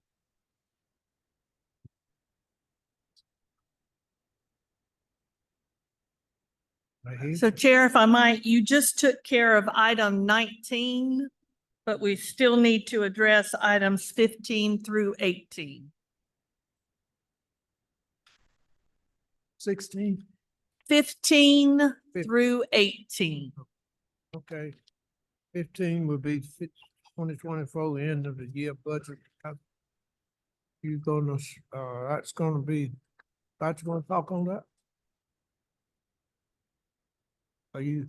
Yes, item 15 is the item that I was going through before we moved to the 25 budget, which are adjustments that are necessary to correct the budgets for fiscal year 24.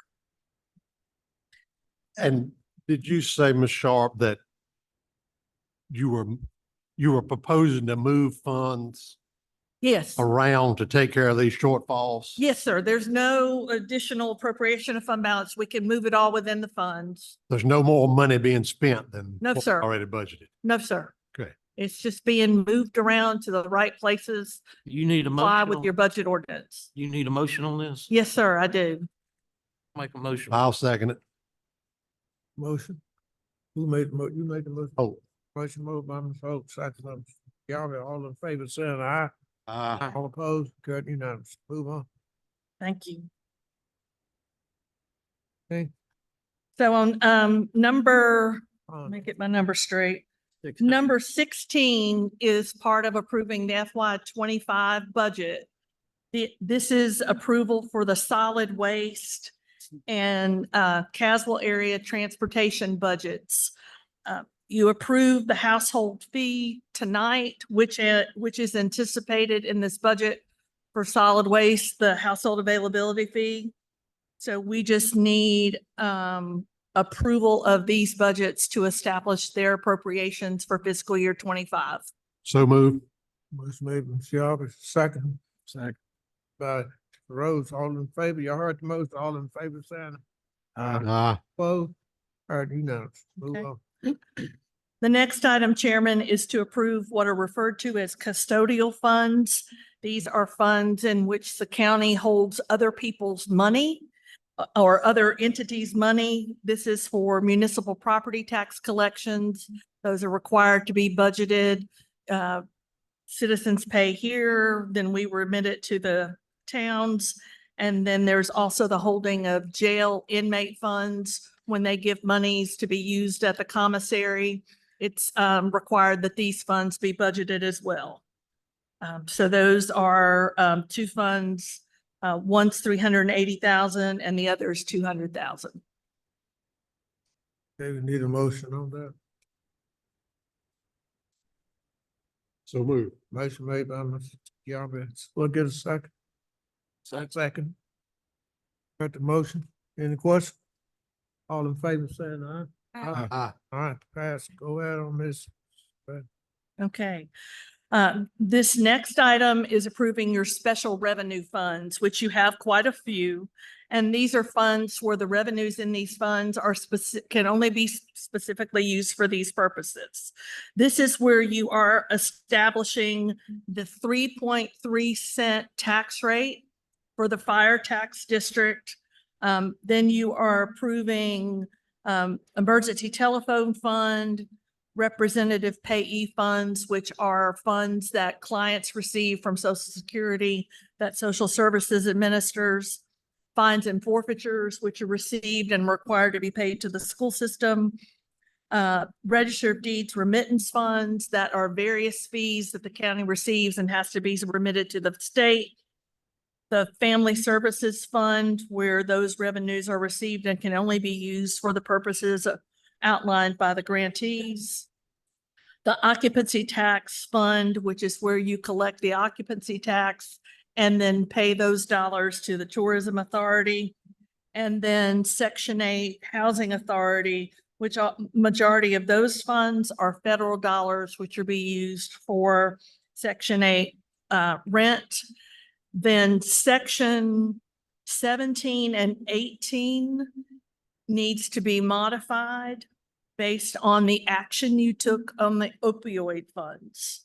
So as it's presented to you, it would be revised to say that the opioid settlement fund revenues are 82,000 and that the only expenditures would be the addiction treatment for incarcerated persons of 82,000, which is the 1 year estimate of the 2 year funding. So with that modification, if you approve this ordinance, that will then establish the fire tax rate, which you just in theory with the motion you made approved, but approving this ordinance kind of takes care of the paperwork. Need a motion. Move approve. Second. Motion made by Tim. Second. By Dixon, all in favor? Aye. And then you have already taken care of item 19. Thank you very much. Well, that's it. First of all, I just want to say that, so these mics are always on, even during the break. And we'll have the vendor come out and fix that because they could be changed so that you push the button and it turns off. We had about 8 people call us and tell us, oh, we can hear everybody in the room. And so I apologize to the public and the board for any disturbance with that. I just want to say thank you to Jonna. It's been a lot of work. Thank you for your cooperation and working through this. Thank you to my staff. I really appreciate all the department heads' efforts that have gone into this. We'll get this finalized tomorrow and put out. And I think that helps. It gives us that extra week and a half to have another meeting to get all this into the system so that we can implement it and be on track for 25. I think I appreciate you getting this done tonight because Jonna is also helping with our interim finance director to get the audit completed. And it's a lot of work to get through that. So having this put to bed now, we're able to move through that. I think we're proposing to bring that back in July 22, right? Everything's submitted to the auditor for 22. We're just waiting for them to finalize it and get back to us. And then hopefully in the start of August, we will have 23 because they're both being done simultaneously. So I know that's not ideal, but as soon as we have that finalized, hoping to be off the soon. I don't know how long that process takes. But it definitely helps that you pass these tonight because that doesn't hurt us. It helps us to be in compliance. So thank you. And I appreciate that. Next on the agenda will be the county attorney. Yes, sir. Mr. Chairman, there was discussion about the sheriff's department utilizing county property for a firearms qualification range. And there was question as to whether or not our county's insurance policy would cover that activity. I reached out to Sedgwick Insurance, and our liaison at Sedgwick Insurance indicated that any sheriff personnel should be covered under the workers' comp policy for injuries they sustain as a part of their training on the shooting range. In addition, the county has a shooting range ordinance listed under Article 9 of our county's UDO. And it also requires a liability insurance policy at a minimum of $1 million per occurrence. In addition, we probably need to prepare and draft some sort of written indemnification language for individuals that use that facility. But I wanted to answer your question as it relates to the liability insurance. And we'll continue to work with the sheriff's department in formulating some type of agreement if the board so chooses. And we'll keep you updated. We want a commitment from the board, right? Not tonight, but at some point. That's all for my updates. Okay. Commission comments? We'll start with you, Rose. Thank everybody for coming out tonight. Been a long process. I think everybody's put a lot into it, and just thank everybody for coming out tonight. I know everybody's not going to be happy with everything. Nobody ever is. But just thank everybody for coming and participating, and the ones tuning in. Thank you. And sorry for my voice.